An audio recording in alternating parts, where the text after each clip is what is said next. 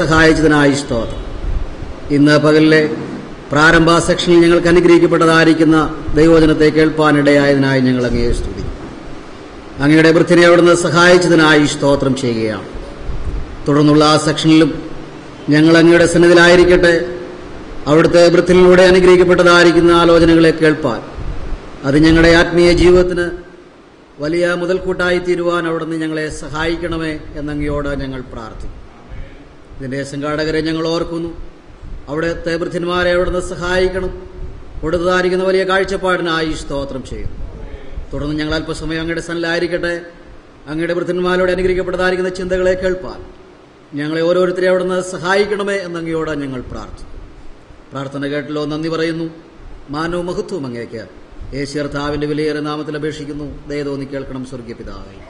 ആമേൻ. കർത്താവിനെ കുറിച്ച് നാം കഴിഞ്ഞ ദിവസം കേൾക്കുകയായിരുന്നു.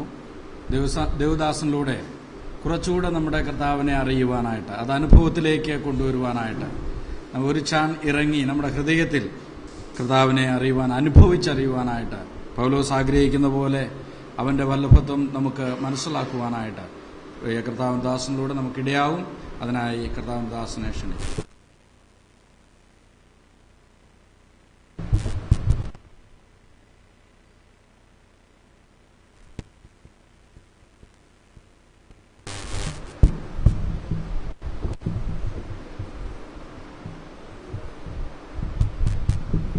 ഹലോ, ദൈവനാമം മഹത്വപ്പെടുമാറാകട്ടെ.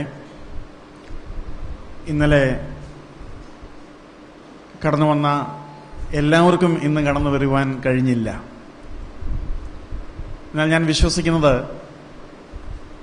അതും ദൈവത്തിന്റെ പ്ലാന്. കർത്താവിനെ പിന്തുടരുന്നവർ ആയിരക്കണക്കിനായിരുന്നു.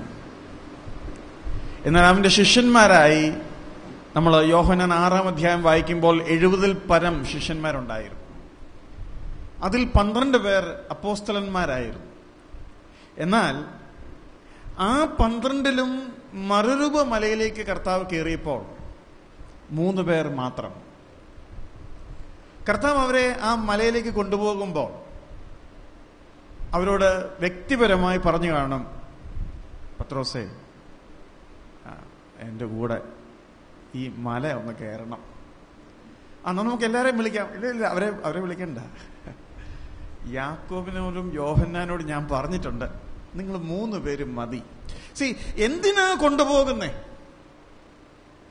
എനിക്ക് എന്നെ കാണിക്കുവാനാ. നമ്മൾ മനസ്സിലാക്കണം, അവിടെ ചെന്നപ്പം കർത്താവ് രൂപാന്തരപ്പെട്ടു. എന്നാൽ രൂപാന്തരപ്പെടുവാൻ വേണ്ടി ഇവരെ കൊണ്ടുപോവുക. ഇവർ കാണുന്നത് മറ്റുള്ളവർ കാണരുത് എന്നും ദൈവത്തിന് നിർബന്ധമുണ്ട്.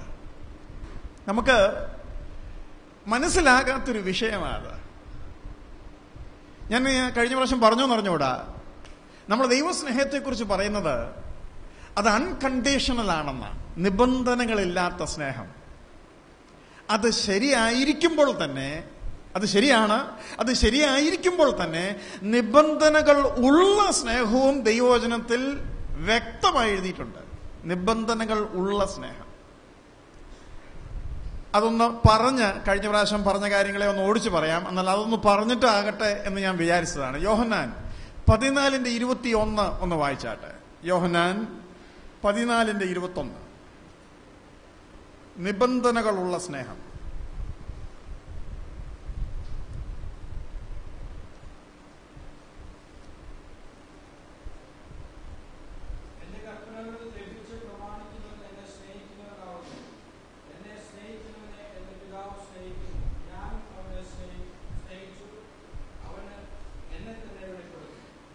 എന്നെ സ്നേഹിക്കുന്നവനെ എന്റെ പിതാവ് സ്നേഹിക്കും. പിതാവ് സ്നേഹിക്കുന്നവനെ ഞാനും സ്നേഹിക്കും. സ്നേഹത്തിന്റെ പാരമ്യത്തിലെത്തുമ്പോൾ, ഈ മൂവരും സ്നേഹത്തിന്റെ ഐക്യതയിലേക്ക് തികയുമ്പോൾ, വരുമ്പോൾ അവനൊരു പാരിതോഷികം അല്ലെങ്കിൽ ഒരു അവാർഡ് കൊടുക്കുക. എന്താ? ഞാൻ എന്നെ തന്നെ വെളിപ്പെടുത്തും. ഈ സ്നേഹം നമ്മൾ സാധാരണ പറയുന്ന നിർവചനത്തിലുള്ള സ്നേഹമല്ല കേട്ടോ. ഈ സ്നേഹത്തിന് ഒരു ഡയറക്ഷൻ ഉണ്ട്. ആ ഡയറക്ഷൻ ഉള്ളത് കൊണ്ടാണ് അതിന്റെ അവസാനം നമ്മൾ പ്രതീക്ഷിക്കാത്ത അവസാനമായി തീർന്നത്. എന്താ? ഞാൻ എന്നെ തന്നെ വെളിപ്പെടുത്തും എന്ന് വെച്ചാൽ ഈ സ്നേഹം ക്രിസ്തു എന്ന വ്യക്തിയോടുള്ള ബന്ധത്തിലാണ്. ഈ ജനറൽ സ്റ്റേറ്റ്മെന്റ് ഉള്ള ക്രിസ്തു സ്നേഹമല്ലത്. അത് ജനറൽ എരിവല്ല, അത് ക്രിസ്തു എന്ന വ്യക്തിയോടുള്ള ബന്ധത്തിലുള്ള എരിവാണ്. എങ്കിൽ മാത്രമേ ഇത് വെളിപ്പെടുത്തുമ്പോൾ കിട്ടിയെന്ന് തോന്നൂ. അല്ലെ, കിട്ടിയെന്ന് തോന്നത്തില്ല. കാരണം ഇതാണോ, ഞാൻ വിചാരിച്ചു വല്ലവും കിട്ടുമെന്ന്. അത് കിട്ടുമ്പോൾ അതിൽ സന്തോഷിപ്പാൻ ഒരു മണവാട്ടിക്ക് കഴിയുള്ളൂ. മണവാളന്റെ വ്യക്തിത്വം അറിയുവാനുള്ള വ്യക്തിപരമായ ആഗ്രഹം മണവാട്ടിക്കുള്ളതാണ്. ഒരു വേലക്കാരൻ ഇപ്പൊ യജമാനെ സ്നേഹിക്കുക. യജമാനെ വെളിപ്പെടുത്തിയ വേലക്കാരന് വല്ല ഗുണമുണ്ടോ? എടാ, നീ എന്നെ ഒത്തിരി സ്നേഹിച്ചു, അതുകൊണ്ട് ഞാൻ തീരുമാനിച്ച് എന്നെ തന്നെ അങ്ങ് വെളിപ്പെടുത്താമെന്ന് വേലക്കാരൻ പറയും. എന്നാ ഇതിപ്പോ യജമാന്റെ വെളിപ്പാട് കിട്ടിയിട്ട് എന്താ എനിക്കെന്തോ എടുക്കാനാ, എനിക്ക് വല്ലോ താ സാറേ. എന്നാൽ ഭാര്യയോട് ഭർത്താവിന്റെ സ്നേഹത്തിൽ അവളോട് പറയാ, നിന്നോട് ഞാൻ ഇന്ന് വരെയും പറയാത്തൊരു കാര്യം ഞാൻ പറയാം. അത് കേൾക്കാൻ ഭാര്യയ്ക്ക് താല്പര്യമില്ലേ? അത് കേൾക്കുമ്പോൾ എന്റെ ഭർത്താവ് തന്റെ ഹൃദയം എനിക്ക് തുറന്നു തന്നു എന്ന വലിയ റിവാർഡ് ആ പെൺകുട്ടിക്ക് കിട്ടുന്നത് ഒരു ദാസനും ഒരു കൂട്ടുകാരനും പറഞ്ഞാൽ മനസ്സിലാകത്തില്ല. ഞാൻ പറയുന്നത് മനസ്സിലാകുന്നുണ്ടോ? എന്നെ സ്നേഹിക്കുന്നവന് ഞങ്ങളെ തന്നെ അവന് വെളിപ്പെടുത്തും. അവന് മതി ഞങ്ങളെ, വേറെ എല്ലാവർക്കും ഞങ്ങളെ വേണ്ട. അതുകൊണ്ടാണ് ദാസൻ എന്ന സ്ഥാനത്ത് നിന്നും സഹോദരന്മാർ അപ്പോസ്തലന്മാരെ പിന്നെന്താ പറഞ്ഞത്? നിങ്ങളിനി സ്നേഹിതന്മാരാകുന്നു. അതിന് കാരണം കർത്താവ് പറയുന്നുണ്ട്. എന്തുവാ? യജമാനൻ ചെയ്യുന്നതെല്ലാം ദാസൻ അറിയുന്നില്ലെന്ന് വെച്ചാൽ അറിയിച്ചിട്ട് കാര്യമില്ല. ദാസന്റെ താല്പര്യം അതൊന്നുമല്ല. അത് കഴിഞ്ഞിട്ട് ഈ സുഹൃത്തിനും പറയാൻ കഴിയാത്ത, ഈ സ്നേഹിതനോടും പറയാൻ കഴിയാത്ത ഒരു തലമുണ്ട്. ആ തലത്തിലേക്ക് വരുമ്പോൾ അതേ സ്നേഹിതന്മാരെ പിന്നീട് മണവാട്ടിയായിട്ടാണ് കർത്താവ് പറയുന്നത്. പ്രിയമുള്ളവരെ, ഒരു ഭാര്യ, ഒരു മണവാട്ടി മണവാളനോട് അടുക്കുവാൻ ശ്രമിക്കുന്ന പോലെ നിങ്ങൾ കർത്താവിനോട് അടുക്കാൻ ശ്രമിച്ചിട്ടുണ്ടോ?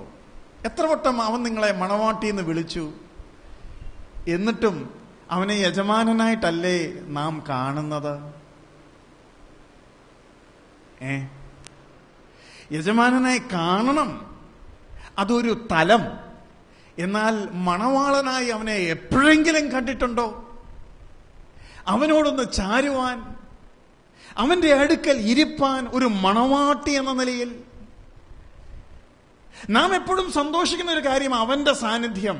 എപ്പോഴെങ്കിലും നമ്മുടെ സാന്നിധ്യം കൊണ്ട് അവനെ സന്തോഷിപ്പിച്ചിട്ടുണ്ടോ? അങ്ങനെ ഒരു ബോധം നമുക്കുണ്ടോ? എന്റെ വിശ്വാസം ഒരു ഭാര്യയ്ക്ക് ആ ബോധം ഉണ്ടെന്നാ. ഒരു ഭാര്യ തന്റെ ഭർത്താവിന്റെ അടുക്കൽ ഇരിക്കുമ്പോൾ, ഞാൻ അടുക്കൽ ഇരിക്കുന്നത് എന്റെ ഭർത്താവിന് തൃപ്തിയാണെന്നുള്ള ബോധവും അവൾക്കുണ്ടായിരിക്കണം. ആ ബോധത്തോടുകൂടെ കർത്താവിനെ സംതൃപ്തിപ്പെടുത്തുവാൻ നിന്റെ സാന്നിധ്യം നീ അവന് കൊടുത്തിട്ടുണ്ടോ? ആ ബോധമില്ലാതെയാ വാസ്തവത്തിൽ ഈ മുടിയനായ പുത്രൻ വന്നത്. മുടിയനായ പുത്രൻ വന്നതല്ല അവൻ ചെയ്തത്. അവൻ വന്നത് എന്തിനാ? വേലക്കാരനാകാനുള്ള എല്ലാ പരിപാടിയും വെച്ചോണ്ടോ വന്നല്ലേ. പുള്ളി റിഹേഴ്സലൊക്കെ നടത്തി കാണും എന്റെ വിചാരം. അങ്ങ് ദൂരെ പോയതല്ലേ. അപ്പം മടങ്ങി വരുമ്പോ അപ്പനോട് എന്തെല്ലാം പറയണം. അപ്പൊ അപ്പനെങ്ങാനും എതിർത്താലോ, അപ്പൊ അടുത്ത B plan, A plan, B plan ഒക്കെ ഈ കൊച്ചുമോന്റെ കൈ കാണും. ഞാൻ കാലെ പിടിക്കും, ഞാൻ അങ്ങനെ പറയും, ഞാൻ ഇങ്ങനെ പറയും, അപ്പാ എന്ന് ഞാൻ നിലവിളിച്ച് പറയും. ഇതൊക്കെ പ്ലാൻ ചെയ്തുകൊണ്ടായിരിക്കും വരുന്നത്. അങ്ങനെയാണല്ലോ നമ്മളൊക്കെ അല്ലേ. എന്നാൽ ഈ അപ്പൻ കയറി അങ്ങ് ചുംബിച്ചു, കെട്ടിപ്പിടിച്ചു, ഓടിച്ചെന്നു. ഈ പറയാനായിട്ട് വെച്ചത് പലതും അങ്ങ് മിഴുങ്ങി. എന്നെ ദാസനാക്കണമെന്ന് പറഞ്ഞോ? അത് പ്ലാനിങ്ങിൽ പെട്ടതാ. പറഞ്ഞില്ല, എങ്ങനെ പറയും? അപ്പോൾ ഞാൻ ഇന്നും ദാസനായിട്ട് നിൽക്കുമ്പം അവൻ എന്നെ ചുംബിക്കുന്ന കാര്യം നാം ശ്രദ്ധിക്കുന്നില്ല. പ്രിയമുള്ളവരെ, ഒരു സ്ത്രീ അവൾ കർത്താവിനെ തൊട്ടു, കർത്താവിന്റെ വസ്ത്രത്തിന്റെ അഗ്രം തൊട്ടു. കർത്താവ് പെട്ടെന്ന് നിൽക്കുക. നിന്നിട്ട് ചോദിച്ചു, എന്നെ ആരാണ് തൊട്ടത്? അപ്പൊ ചുറ്റുമുള്ളവർ പറയാ, നിന്നെ എല്ലാരും തിക്കി തിരക്കിക്കൊണ്ടിരിക്കുക, ഇതെന്നാ ചോദ്യമാണ്. അപ്പൊ കർത്താവ് പറഞ്ഞറിയാം, അത് ശരിയാ, എന്നെ തിക്കിത്തിരക്കുന്നവർ അനേകർ, പക്ഷെ എന്നെ തൊടുന്നവർ, ദൈവം എന്നെ തൊട്ടുവെന്നും ദൈവവചനം എന്നെ തൊട്ടുവെന്നൊക്കെ നമ്മൾ വലിയ അഭിമാനത്തോടെ പറയാറുണ്ട്. അയ്യോ, നമ്മളെക്കാൾ അധികം നാം ഒന്ന് തൊടാൻ അവൻ ആഗ്രഹിക്കുന്നുണ്ടെന്നറിയാമോ? അറിയാമോ? ഞാൻ ഇച്ചിരി വിഷമത്തോടാ ചോദിക്കുന്നേ, അതറിയാമോ? അവൻ ശിമിയോന്റെ വീട്ടിൽ വന്നിട്ട് മിണ്ടാതിരിക്കുക, ഒരു മൂടൊന്നുമില്ല, ഇങ്ങനെ ചുമ്മാ എന്തോ ഒരു കർത്താവിന്റെ ഉള്ളിൽ എന്തോ ഉള്ളെന്ന് നമുക്ക് തോന്നും. അത് കഴിഞ്ഞപ്പോഴാണ് ഒരു സ്ത്രീ ഈ സ്വച്ഛജലമാംസ തൈലം പൊട്ടിക്കുന്നത്. പൊട്ടിച്ചു കഴിഞ്ഞ് കർത്താവ് അതിനെ അങ്ങ് ആസ്വദിക്കുക. അവളത്ര ശരിയായ സ്ത്രീയൊന്നും അല്ല, എന്നാൽ അവളുടെ സ്നേഹം കൈവിടാൻ ആ കർത്താവിന് മനസ്സില്ല. വേണ്ടെന്ന് പറയാൻ മനസ്സില്ലാതെ അവൻ അതിനെ മൊത്തം ആവഹിച്ചുകൊണ്ടിരിക്കുന്ന സമയത്താണ് ചിലരൊക്കെ മുറുമുറുത്തത്. അതുവരെ പിടിച്ചു നിന്ന വിഷമം കർത്താവ് പറഞ്ഞു, ശിമോനെ, ഞാൻ വന്നപ്പം നീ എനിക്ക് ചുംബനം എന്ന് വെച്ചാൽ കർത്താവ് വന്നപ്പോ എന്തോ പ്രതീക്ഷിച്ചേ, മിക്കവാറും അവൻ എന്നെ ചുംബിക്കുമായിരിക്കും.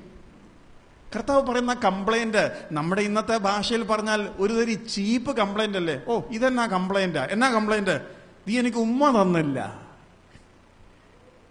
ഇത്രയും വലിയ കർത്താവിന് നമ്മുടെ ഉമ്മ വല്ലതും വേണോ? അയ്യോ, വേണം. നീ അവനെ ചുംബിച്ചിട്ടുണ്ടോ? അവന് വേണമെന്ന് മനസ്സിലാക്കി നീ അവനെ ചുംബിച്ചിട്ടുണ്ടോ? പലപ്പോഴും ദൈവത്തെ സർവശക്തനായി മാത്രമേ നാം കാണുന്നുള്ളൂ. അവൻ നമ്മുടെ സ്നേഹത്തിനായി കൊതിക്കുന്ന മണവാളനായി അവനെ കാണുന്നില്ല. ഞാൻ ഒരു കാര്യം ചോദിച്ചോട്ടെ, ഈ ലോകത്തിലെ ഏറ്റവും ക്രൂരനായിട്ട് ഞാൻ കാണുന്ന മനുഷ്യൻ ഹിറ്റ്ലറാ. ആരാ? ഹിറ്റ്ലറാ. എത്ര യഹൂദന്മാരെ കൊന്നെന്നറിയാമോ? 60,000 അല്ല കേട്ടോ, എത്ര? 60 ലക്ഷം യഹൂദന്മാരെ കൊല്ലുന്നതിന് റിസർച്ച് ചെയ്യേണ്ടി വന്നു. 60 ലക്ഷം യഹൂദന്മാരെ അവരെ എങ്ങനെ കൊല്ലാൻ പറ്റും? എളുപ്പമല്ല. ഒരു രാജ്യം 60 ലക്ഷം യഹൂദന്മാരെ, എനിക്കറിഞ്ഞുകൂടാ, കോഴിക്കോട് മുഴുവനും കൂടെ നോക്കിയാൽ, അല്ലെ മലപ്പുറം മുഴുവൻ നോക്കിയാൽ 60 ലക്ഷം കാണുമോ? എനിക്കറിഞ്ഞുകൂടാ, എനിക്കൊരു ഐഡിയ ഇല്ല. മൊത്തം കേരളത്തിൽ എത്ര കോടിയുണ്ട്? 3.5 കോടി. അപ്പം 60 ലക്ഷം എന്ന് പറയുന്നത് ഏകദേശം 25-30% 3 ജില്ല വരും. അപ്പൊ 3 ജില്ലയും കൂടെ കൂടിയാലേ 60 ലക്ഷം വരൂ. ഇപ്പം കേരളം മുഴുവനും 3.5 കോടി ഉള്ളെങ്കിൽ നിങ്ങൾ വിചാരിക്കുന്ന പോലെ ചെറിയ കാര്യമൊന്നുമില്ല. ഭയങ്കരമായിട്ടുള്ള പ്രോഗ്രാംഡും സിസ്റ്റമാറ്റിക് രീതിയിലും ഒത്തിരി സയന്റിഫിക് റിസർച്ച് ചെയ്തിട്ടാണ് ഇത് കൊന്നൊടുക്കിയത്. ക്രൂരത മാത്രമല്ല ആവശ്യം, ഭയങ്കര പ്ലാനിങ് വേണം. 60 ലക്ഷം. അത് കണക്കില്ലാതെ എത്രയും നമുക്ക് അറിഞ്ഞുകൂടാ. യഹൂദന്മാരെ മാത്രമല്ല, വേറെയും പലരെയും കൊന്നു. ഞാൻ പറയാൻ ആഗ്രഹിക്കുന്ന കാര്യം, ഈ ഹിറ്റ്ലറിന് ഒരല്പം ദയ, ഒരല്പം സ്നേഹം അത് ആവശ്യമുണ്ടോ? ഇത്രയും ക്രൂരനായ ഈ മനുഷ്യന് സ്നേഹം ആവശ്യമുണ്ടോ? ഉണ്ടോ ഇല്ലയോ? എങ്ങനെയാ ഹിറ്റ്ലർ മരിച്ചെന്നറിയോ? പ്രശ്നങ്ങൾ രൂക്ഷമായി തന്റെ ഭാര്യ ആത്മഹത്യ ചെയ്തു. ആത്മഹത്യ ചെയ്തു എന്നറിഞ്ഞ അന്നേരം തന്നെ സ്വന്തം തോക്കെടുത്ത് വെടിവെച്ച് ചത്തു. ആ മനുഷ്യൻ എന്ത് വേണമായിരുന്നു? തന്നെ സ്നേഹിക്കുന്ന, തനക്കൊപ്പം നിൽക്കുന്ന ആ ഭാര്യ. നാം നമ്മുടെ ദൈവത്തെ ഗ്രഹിച്ചിട്ടുണ്ടോ? അവൻ എന്തിനാ ഭൂമി വന്നേ? അവൻ എന്നെ വേണം. പ്രിയമുള്ളവരെ, എനിക്ക് വേണ്ടി ചാകാൻ തയ്യാറായിട്ട് അവൻ വന്നു. അവൻ എനിക്ക് വേണ്ടി മരിച്ചു. ഈ അഭേദ്യ ബന്ധത്തിലേക്ക് നാം വരുന്നേയില്ല. അതുകൊണ്ട് നീ എന്നെ സ്നേഹിച്ചാൽ ഞാനും നിന്നെ സ്നേഹിച്ച് എന്നെ തന്നെ വെളിപ്പെടുത്തും. നമ്മൾ സ്നേഹിക്കുന്ന എണ്ണത്തിനാ. ഈ നേരത്തെ പറഞ്ഞ പോലെ പ്രൊമോഷൻ എന്ന് പറഞ്ഞാൽ നമ്മൾ ഉദ്ദേശിക്കുന്ന എന്തോ പ്രൊമോഷനാ.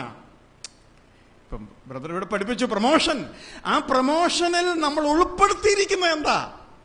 ഒരു നല്ല അഡ്മിഷൻ, ഒരു നല്ല വീട്. ബ്രദറെ, ഈ നേരത്തെ പറഞ്ഞ പോലെ പിതാക്കന്മാർ ദൈവത്തെ ഭയപ്പെട്ടതുകൊണ്ട് ഞങ്ങൾ ഇന്ന് അനുഗ്രഹിക്കപ്പെട്ടിരിക്കുന്നു. എന്തുവാ കൂട്ടത്തിൽപ്പെട്ടത്? എപ്പോഴാ അത് പറഞ്ഞത്? അത് പറഞ്ഞത് എപ്പോഴാ? വീട് വെച്ചപ്പോഴോ കാറ് മേടിച്ചപ്പോഴോ വല്ലോ ആയിരിക്കും അത് പറയുന്നത് തന്നെ. ഞാനൊരു രഹസ്യം പറയാം. ഭയങ്കര പിടിവലി അനുഗ്രഹത്തിനായിട്ട്. ആരാ? സാറ. ഒരു ദിവസം നോക്കിയപ്പം ഭയങ്കര ബഹളം വീട്ടി അബ്രഹാം അപ്പച്ചനോട്. എന്നാ പ്രശ്നം? അത് ദാസിയുടെ മകൻ ഈ എന്റെ മകനോട് കൂടെ ഓഹരിക്കാരൻ ആകാൻ പാടില്ല, അവകാശി ആകാൻ പാടില്ല. എന്തിനു വേണ്ടിയുള്ള പിടിവലിയ? കുറച്ച് ആടുമാടോ? എന്താ നമ്മൾ ഉദ്ദേശിക്കുന്നത്? അത് പിന്നെ ഈ അബ്രഹാം ഭയങ്കര ധനികനായിരുന്നു, അപ്പൊ അതെല്ലാം കൂടെ പോകൂന്ന് വിചാരിച്ച സാറാമ്മച്ചി അങ്ങ് കരയുമായിരുന്നു എന്നാണോ വിചാരം? എവിടാണ് സാക്ഷാൽ പിടിവലി? അനുഗ്രഹം എന്ന ഒറ്റ വാക്കേ അതിനൊക്കെ ഉള്ളൂ. അനുഗ്രഹമെന്നോ പ്രൊമോഷനെന്നോ ഒക്കെ പേരിടാം. പക്ഷെങ്കിൽ അതിനകത്ത് ഈ നമ്മൾ പറഞ്ഞില്ലേ അടിയൊഴുക്ക്, ആ അടിയൊഴുക്ക് അറിയണമെങ്കിൽ പൗലോസിന്റെ വാചകത്തിൽ ഗലാത്യലേഖനം വായിക്കുമ്പോഴാണ് പിടികിട്ടുന്നത്. അതിന്റെ അടിയൊഴുക്ക് എന്തോന്നറിയാമോ? ആ അനുഗ്രഹം എന്ന് പറയുന്നത് യേശു ക്രിസ്തു ഇസ്മായിലിന്റെ സന്തതിയായി വരണോ അതോ എന്റെ മകൻ ഇസ്ഹാക്കിന്റെ സന്തതിയായി വരണോ? ക്രിസ്തുവിനെ ആർക്ക് ലഭിക്കുമെന്നുള്ളതാ ശരിക്കുമുള്ള പടംവലി. അന്നേരം ദൈവം എന്തോ പറഞ്ഞു?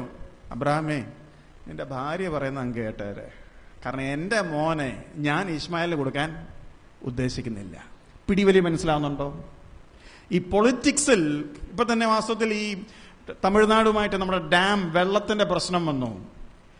പത്രത്തിൽ വരുന്നതൊന്നും വാസ്തവത്തിലുള്ള കാര്യമായിരിക്കത്തില്ല. അത് പുറമേ എന്തൊക്കെയോ പറയുന്നു. ആ ഡാം ഇപ്പൊ പൊട്ടും ഇപ്പൊ നല്ല പൊട്ടുന്നേ ഇല്ല. അതങ്ങ് ഉറച്ചു പോയ മട്ട അല്ലേ? അവിടെ ഒന്നും സംഭവിക്കുന്നില്ല ഇപ്പം. മറ്റേത് നമ്മുടെ ഒരു വിചാരം ഇപ്പം നിന്നോ നാളെ പൊട്ടുമോ എന്നുള്ളൊരു വിചാരമായിരുന്നു.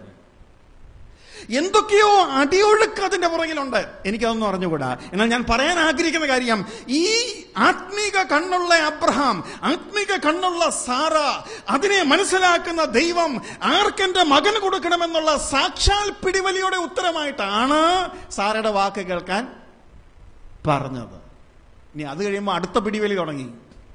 റിബേക്കയും ഇസ്ഹാക്കും. ഇസ്ഹാക്കിന്റെ ആത്മീയ കണ്ണിന് മങ്ങല് സംഭവിക്കുന്ന ചില കാര്യങ്ങൾ അവിടെ ഉണ്ട്. ഏശാവ് മുഖാന്തരം ഇറച്ചിയുടെ കൊതി. എന്നാൽ റിബേക്കയുടെ കണ്ണ് നല്ല തുറന്നിരിക്കുക. റിബേക്കയ്ക്ക് അറിയാം ഈ അനുഗ്രഹം ആർക്ക് കിട്ടും. ഞാൻ ചോദിച്ചോട്ടെ, യാക്കോബിനെ ഇസ്ഹാക്ക് അനുഗ്രഹിച്ചു, അതെന്തു ആയിക്കോട്ടെ എന്റെ പുറകിലെ സംഭവം. ഞാനൊരു കാര്യം ചോദിക്കുക, മെറ്റീരിയലി എന്തോരും ഭൗതികമായിട്ട് യാക്കോബിന് ആ അനുഗ്രഹം മുഖാന്തരം ഇസ്ഹാക്കിൽ നിന്ന് എന്ത് ലഭിച്ചു? എന്റെ ചോദ്യം മനസ്സിലായോ? അനുഗ്രഹം എന്ന് പറഞ്ഞുകൊണ്ട് ഭയങ്കര ബഹളമാണ്. നമ്മൾ പറഞ്ഞു അയ്യോ തഴുതിച്ച് കൊണ്ടുപോയി യാക്കോബ് ചതിയെ. ഇതൊക്കെ ശരിയാ. പക്ഷെ യാക്കോബ് എന്തിനെയാ ലക്ഷ്യം വെച്ചത്? യാക്കോബിന് ഒന്നും ഇസ്ഹാക്കിൽ നിന്നും ഭൗതികമായി ലഭിച്ചു എന്ന് ഞാൻ വിശ്വസിക്കുന്നില്ല. മാത്രമല്ല, ഏശാവിന് ഇനിയും ഭൗതികമായി വല്ലതും കുറഞ്ഞു പോയോ? ഈ യാക്കോബ് മടങ്ങി വരുമ്പോൾ അനേക ആടുമാടുകളെ കൊടുക്കുക. ഈ വലിയ കൂട്ടം, അനേക കൂട്ടമായിട്ടാണ് കൊടുക്കുന്നത്. ഈ യേശാവ് എന്താ പറഞ്ഞേ?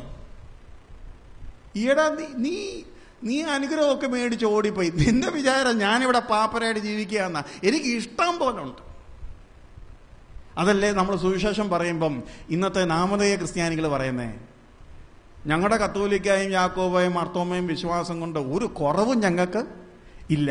അപ്പൊ എന്തിനാ നമ്മൾ ഈ വിശ്വസിക്കുന്നത്? ഈ കുറവൊക്കെ മാറ്റാനാന്ന് അവരുടെ വിചാരം. അതേ വാചകം യേശാവ് പറഞ്ഞു, എനിക്ക് ഒന്നിനും കുറവില്ല, ഇതങ്ങ് വെച്ചേരെ. അത് തെള്ളിക്കളയത്തക്കവണ്ണം ധനികനായിരുന്നു യേശാവ്. പക്ഷെ യാക്കോബിന് കിട്ടിയത് എന്താ പ്രിയമുള്ളവരെ? അവന് യേശുക്രിസ്തുവിനെ കിട്ടി. അതാ രാഹാബിന് കിട്ടിയത്. അത് കൃത്യമായിട്ട് സഹോദരനോട് പറഞ്ഞു. അവിടെയാണ് അനുഗ്രഹം. ക്രിസ്തു അവിടെയാണ് വലി മുഴുവൻ നടക്കുന്നത്. നമുക്ക് പിടികിട്ടുന്നില്ല. ഈ യാക്കോബിനെ എന്തിനാ ദൈവം സ്നേഹിച്ച്? കാരണം അവൻ സ്നേഹിച്ചത് ദൈവത്തെ. ഏശാവോ, ഇനി രസം, എനിക്ക് ആ വിഷയം വളരെ വലുതാണ്, ഞാൻ അങ്ങോട്ട് പോകാൻ ആഗ്രഹിച്ചതല്ല, എങ്കിലും ഞാൻ അങ്ങ് വീർപ്പൂട്ടി പറയുക. ഏശാവ് അറിഞ്ഞു അനുഗ്രഹം പോയെന്ന്. അതുകൊണ്ട് ഏശാവ് ഒരു കരച്ചിലുണ്ട്. ആ കരച്ചില് ഭയങ്കര അല്ലേ? അതിന്റെ അലകൾ പുതിയ നിയമത്തിൽ പോലും എത്തുന്നുണ്ട്. എന്താ, അവൻ കരഞ്ഞിട്ടും കിട്ടിയില്ലെന്ന്. അതുപോലെ ഒരു കരച്ചിൽ പറഞ്ഞു. വാവിട്ട് കരഞ്ഞെന്നാ, നിലവിളിച്ച് ശബ്ദം ഉയർത്തി കരഞ്ഞെന്നാ. ഒരു പുരുഷൻ അനുഗ്രഹം പോയതിന്റെ പേരിൽ കരയുക. എന്നിട്ട് ഏശാവ് ഒരു വാക്ക്, ഞാൻ അത് പറയാൻ ഉദ്ദേശിച്ചതല്ല, ഏശാവ് ഒരു വാക്ക് ഇസ്ഹാക്കിനോട് ചോദിക്കുന്നുണ്ട്. അപ്പാ എന്തോ ഒന്നുമില്ല എന്ന് ചോദിച്ചു. പിന്നെ ഒരു പ്രത്യേക ഫ്രേസ് ഉണ്ട്, നിനക്ക് ഒരനുഗ്രഹം ഉള്ളോ? ഇല്ലേ? എന്തെല്ലാം അനുഗ്രഹങ്ങൾ ഈ ഭൂമിയിലുണ്ട്. അവന് കൊടുത്തത് പോട്ടെ, എനിക്ക് വേറെ വലുതുണ്ടാ. നമ്മുടെ വിചാരം ഇസ്ഹാക്ക് ഒത്തിരി അനുഗ്രഹം കൊടുത്തുന്ന, പക്ഷെ ഏശാവിനെ പിടികിട്ടി ഒരൊറ്റ അനുഗ്രഹമേ ഉള്ളൂ. എന്ത് മനസ്സിലായി പ്രിയമുള്ളവരെ? There is only one blessing. ഒറ്റ അനുഗ്രഹമേ ഉള്ളൂ. അത് പുത്രനുള്ളവന് ജീവനുണ്ട്.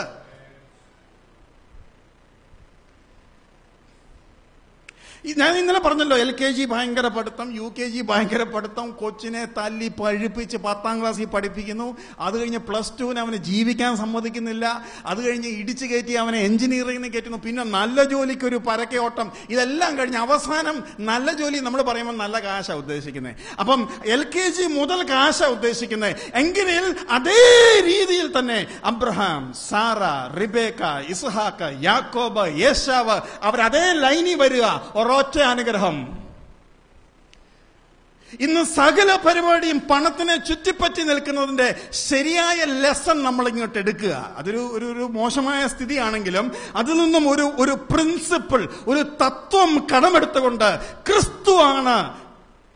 ക്രിസ്തുവാണ് സ്വർഗത്തിൽ ചെലവാകുന്ന ഡോളർ. അതുകൊണ്ട് എനിക്ക് വളരെ ഇഷ്ടമുള്ളൊരു വാക്യം, അതൊന്ന് പറഞ്ഞേക്കാം. എനിക്ക് അങ്ങോട്ട് എന്റെ വിഷയത്തിലൂടെ കയറാൻ പറ്റുന്നില്ല. മത്തായി 11:5 നോക്കിക്കേ.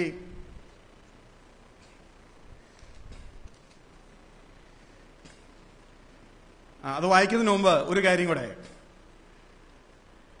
യോഹന്നാൻ ചോദിച്ച ചോദ്യത്തിന് ഉത്തരമായിട്ടാണ് കർത്താവ് ഈ ഉത്തരം പറയുന്നത്. എന്നെ ഒന്ന് ശ്രദ്ധിക്കണേ. അപ്പം യോഹന്നാനോട് ഉത്തരം പറയാനായിട്ട് കർത്താവ് റിപ്പോർട്ട് കൊടുക്കുമ്പോൾ പറഞ്ഞാണ്, മുടന്തർ അവർക്ക് കാല് ലഭിക്കുന്നു എന്ന് നീ പറയണം.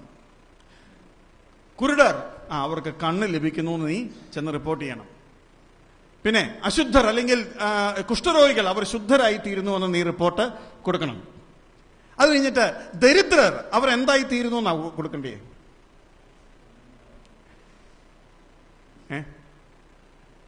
ദരിദ്രർക്ക് അവൻ എന്ത് കൊടുക്കുന്നു എന്നാ ഇവിടെ എഴുതിക്കുന്ന? എന്തുവാ? ദരിദ്രർക്ക് സുവിശേഷമാണോ കൊടുക്കേണ്ടത്?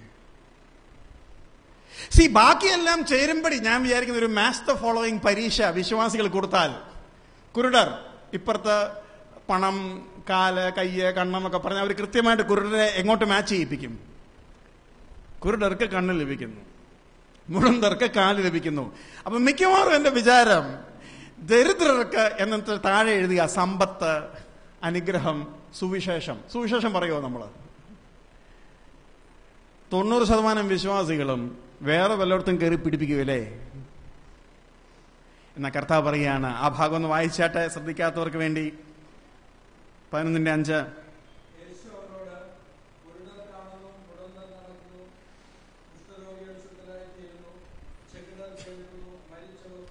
എല്ലാം ശരിയാ, മരിച്ചവർ ഉയർക്കുന്ന എല്ലാം കറക്റ്റാ. ദരിദ്രരോട് സുവിശേഷം അറിയിക്കുന്നു. മതി, താങ്ക് യു. എന്ന് വെച്ചാൽ സുവിശേഷത്തിന്റെ കാതൽ ക്രിസ്തുവാ.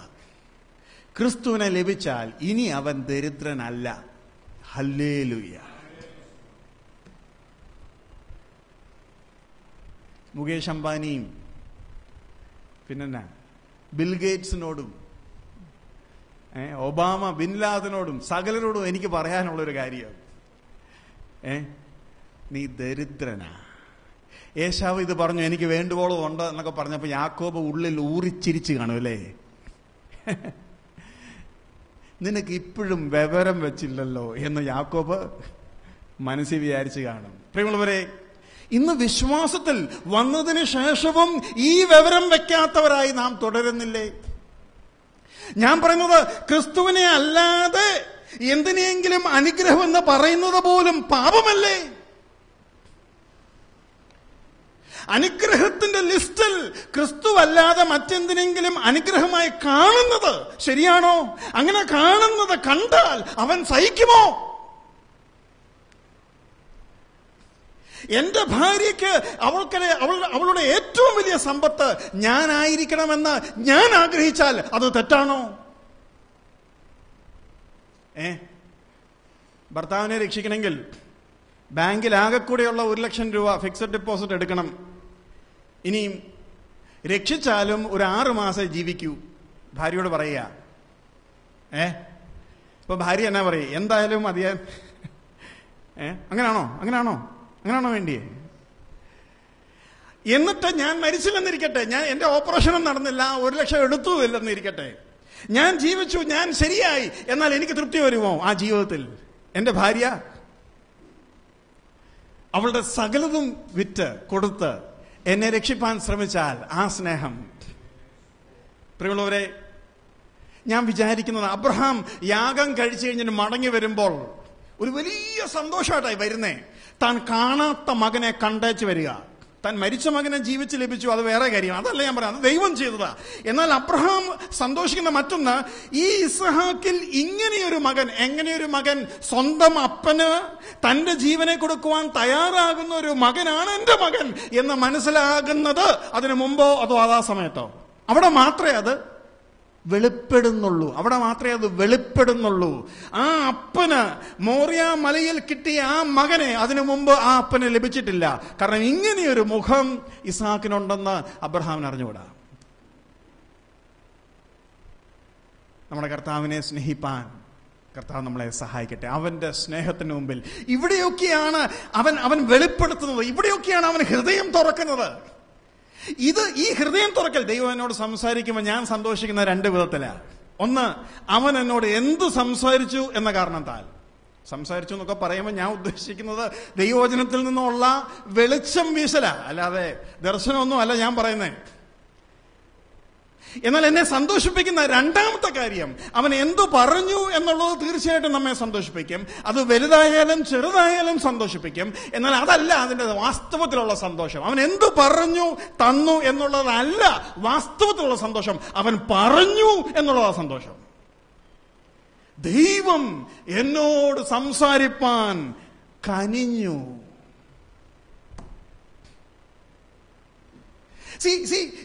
ഈ യാക്കോബിനെയും യോഹന്നാനെയും പത്രോസിനെയും മറുവ മലയിലേക്ക് കൊണ്ടുപോകുമ്പോൾ അവർക്കെന്തോ കിട്ടി? അവരെന്തോ ഒന്ന് കണ്ടു. വലിയ വെളിച്ചമൊക്കെ വീശുന്ന കണ്ടു, മോശ എലിയാവിനെയും കണ്ടു. പക്ഷെ അതല്ല വിഷയം. ഈ ലക്ഷക്കണക്കിന് ഇസ്രായേൽ ജനങ്ങളുടെ ഇടയിൽ ഈ 3 പേർക്ക് തന്നെ വെളിപ്പെടുത്തുവാൻ അവന് തോന്നി. അതല്ലേ സമ്പത്ത്? അവനെ എനിക്ക് കിട്ടി, അതാ അതിന്റെ സമ്പത്ത്, അതാണ് അതിന്റെ സമ്പത്ത്. ഈ സമ്പത്തായി അവനെ കാണുമ്പോൾ അവനെ തന്നെ വെളിപ്പെടുത്താൻ തുടങ്ങും.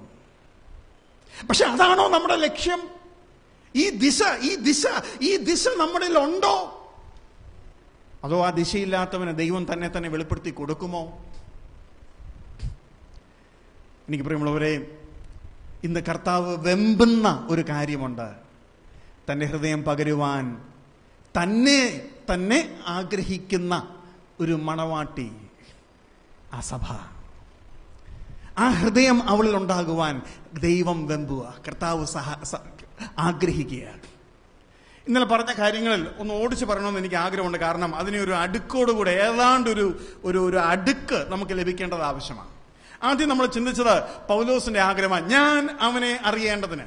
അപ്പോൾ അവിടെ നമ്മൾ തുടങ്ങിയത് പൗലോസ് എന്ന അപ്പോസ്തലൻ, ക്രിസ്തുവിന്റെ പരിജ്ഞാനത്തിന്റെ ശ്രേഷ്ഠതയുള്ള ഈ അപ്പോസ്തലൻ അറിയുവാനുള്ള ആഗ്രഹം ഇപ്പോഴും വെച്ചുകൊണ്ടിരിക്കുന്നത് കൊണ്ട് വിശ്വാസികളായ നമുക്കും തീർച്ചയായിട്ടും അപ്പോസ്തലന്റെ ആഗ്രഹം വേണം.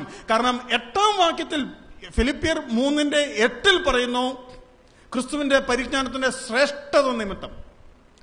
10 പറയുന്നു, എനിക്ക് അവനെ അറിയണം.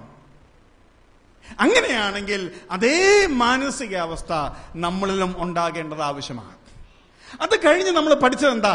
അങ്ങനെയാണെങ്കിൽ അത് എന്നിൽ എന്തുകൊണ്ട് ഉണ്ടായില്ല? എവിടെ തെറ്റി? എവിടെ അബദ്ധം പറ്റി? എന്തോ ഒരു പെശകുണ്ടായല്ലോ. അങ്ങനെ ഒരു ആഗ്രഹമല്ലല്ലോ എനിക്കുള്ളത്. അന്നേരമാണ് നമ്മൾ പഠിച്ചത് തുടക്കമേ തെറ്റി. തുടക്കം തെറ്റിയത് എവിടെ? അത് എന്റെ തുടക്കമല്ല, എനിക്ക് തുടക്കം തന്ന ആളിൽ നിന്ന് തന്നെ തെറ്റി. എന്ന് വെച്ച് കഴിഞ്ഞാൽ എന്നോടൊരു വ്യക്തി സുവിശേഷം പറയുമ്പോൾ എന്നെ ആകർഷിച്ചത് എങ്ങോട്ടാ? സ്വർഗമെന്ന കവാടം തുറക്കുവാൻ, അതിനകത്തേക്ക് കയറാനുള്ള ഗ്രീൻ കാർഡ് കിട്ടണമെങ്കിൽ യേശുക്രിസ്തു എന്ന വ്യക്തിയെ പിടിക്കണം, ഉപയോഗിക്കണം. അമേരിക്ക കയറുവാൻ അമേരിക്കയിൽ ജോലി ചെയ്യുന്ന ഒരു പെൺകുട്ടിയെ അമേരിക്കയിൽ കയറുവാൻ വേണ്ടി മാത്രം ഒരു പുരുഷൻ വിവാഹം കഴിക്കാൻ തീരുമാനിച്ചാൽ, അതുപോലെ യേശുക്രിസ്തുവിനെ ഉപയോഗിച്ച് സ്വർഗത്തിൽ പോകുവാൻ ഒരു വിശ്വാസി ശ്രമിക്കുന്നു. അങ്ങനെ സുവിശേഷം കൊടുക്കുന്നത് തന്നെ പാപി നരകത്തിൽ പോകും, രക്ഷപ്പെടണോ, വേണം, എങ്ങോട്ട് പോകണം, സ്വർഗത്തിൽ പോകണം, ആരെ പിടിക്കണം, യേശുക്രിസ്തുവിനെ പിടിക്കണം. പിടിച്ചോ, ആരെ പിടിച്ചാൽ കാര്യം സാധിക്കും? യേശുക്രിസ്തുവിനെ പിടിച്ചാലേ കാര്യം സാധിക്കൂ.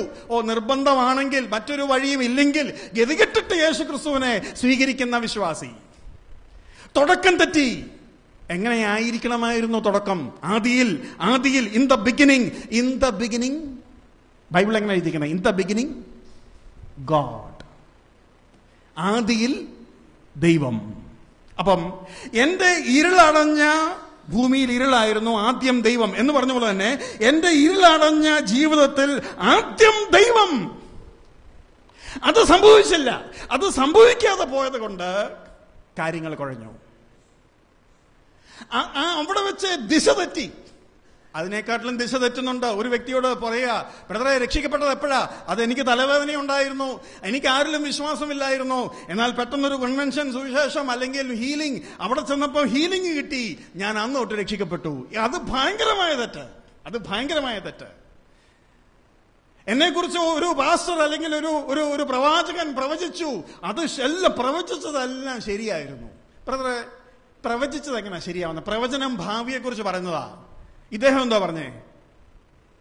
പ്രവചിച്ചതെല്ലാം ശരിയാണെന്ന് പ്രവചനം കേട്ടപ്പോഴേ ഇദ്ദേഹത്തിന് പിടികിട്ടിയത് എന്താ? ഇദ്ദേഹം കഴിഞ്ഞു പോയതാ പറഞ്ഞത്. ആകെ കുഴച്ചില്ല.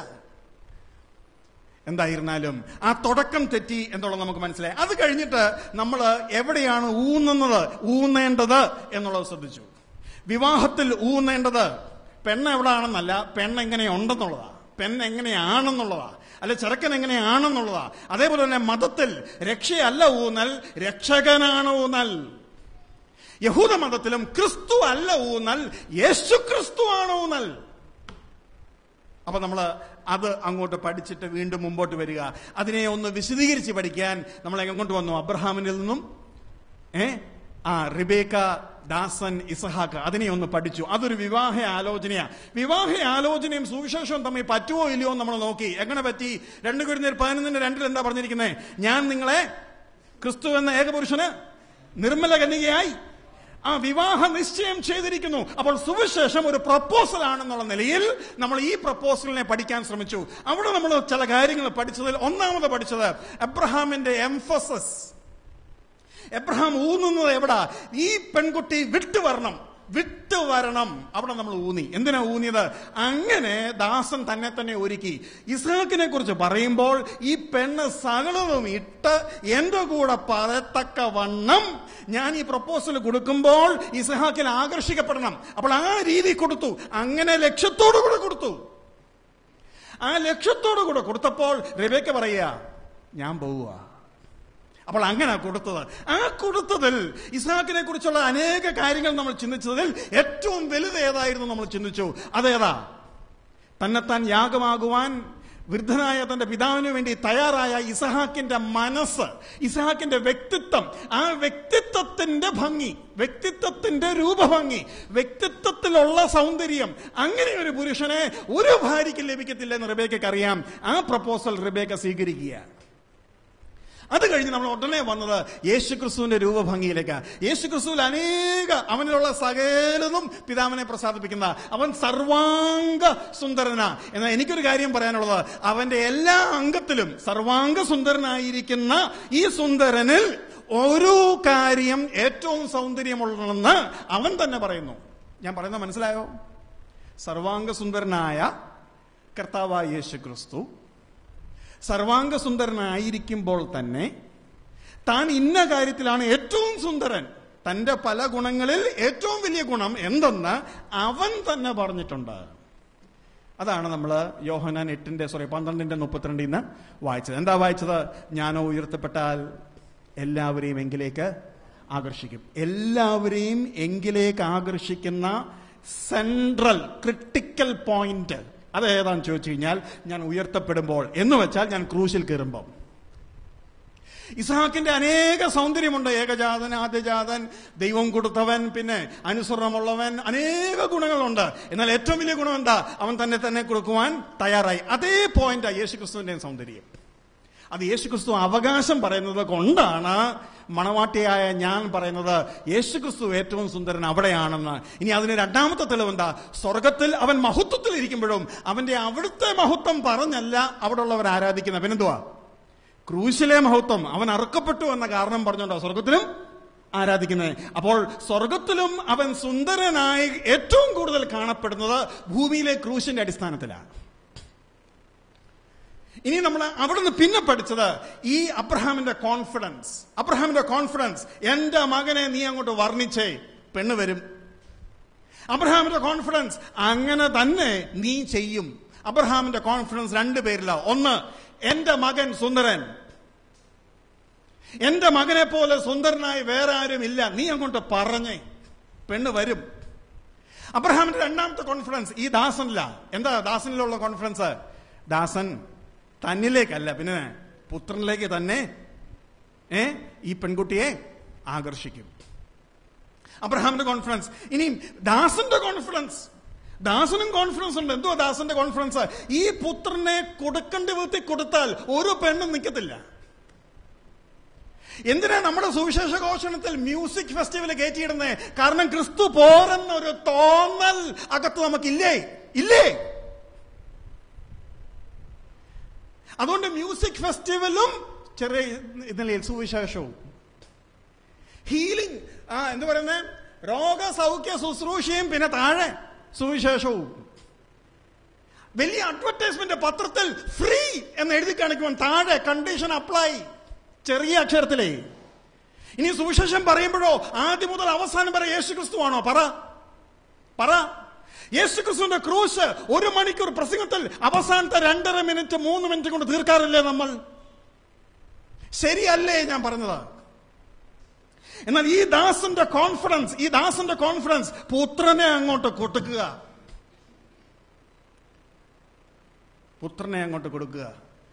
ഈ ഹോമിയോ മരുന്ന് വല്ല കൊടുക്കേണ്ട ആവശ്യമില്ല. എന്താ അറിയോ ഹോമിയോ മരുന്ന്? മധുര അല്ലേ?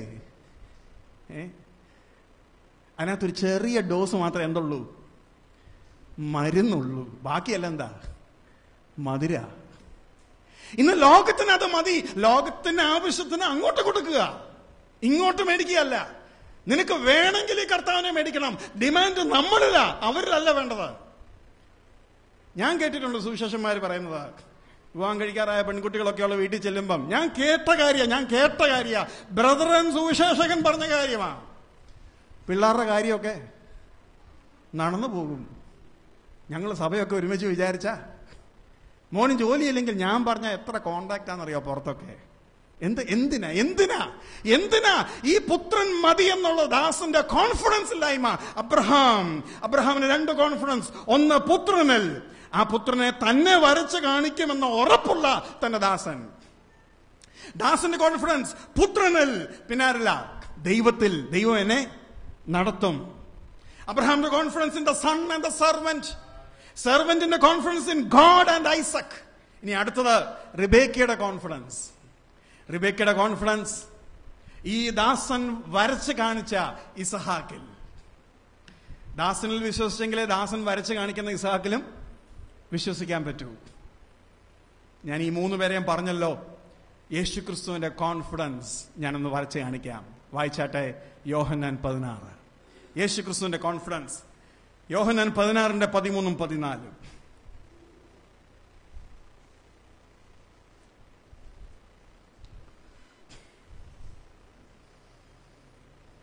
യോഹന്നാൻ 16 13 14.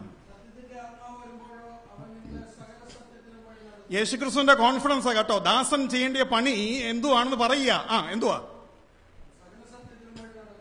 പിന്നെ സ്തോത്രം.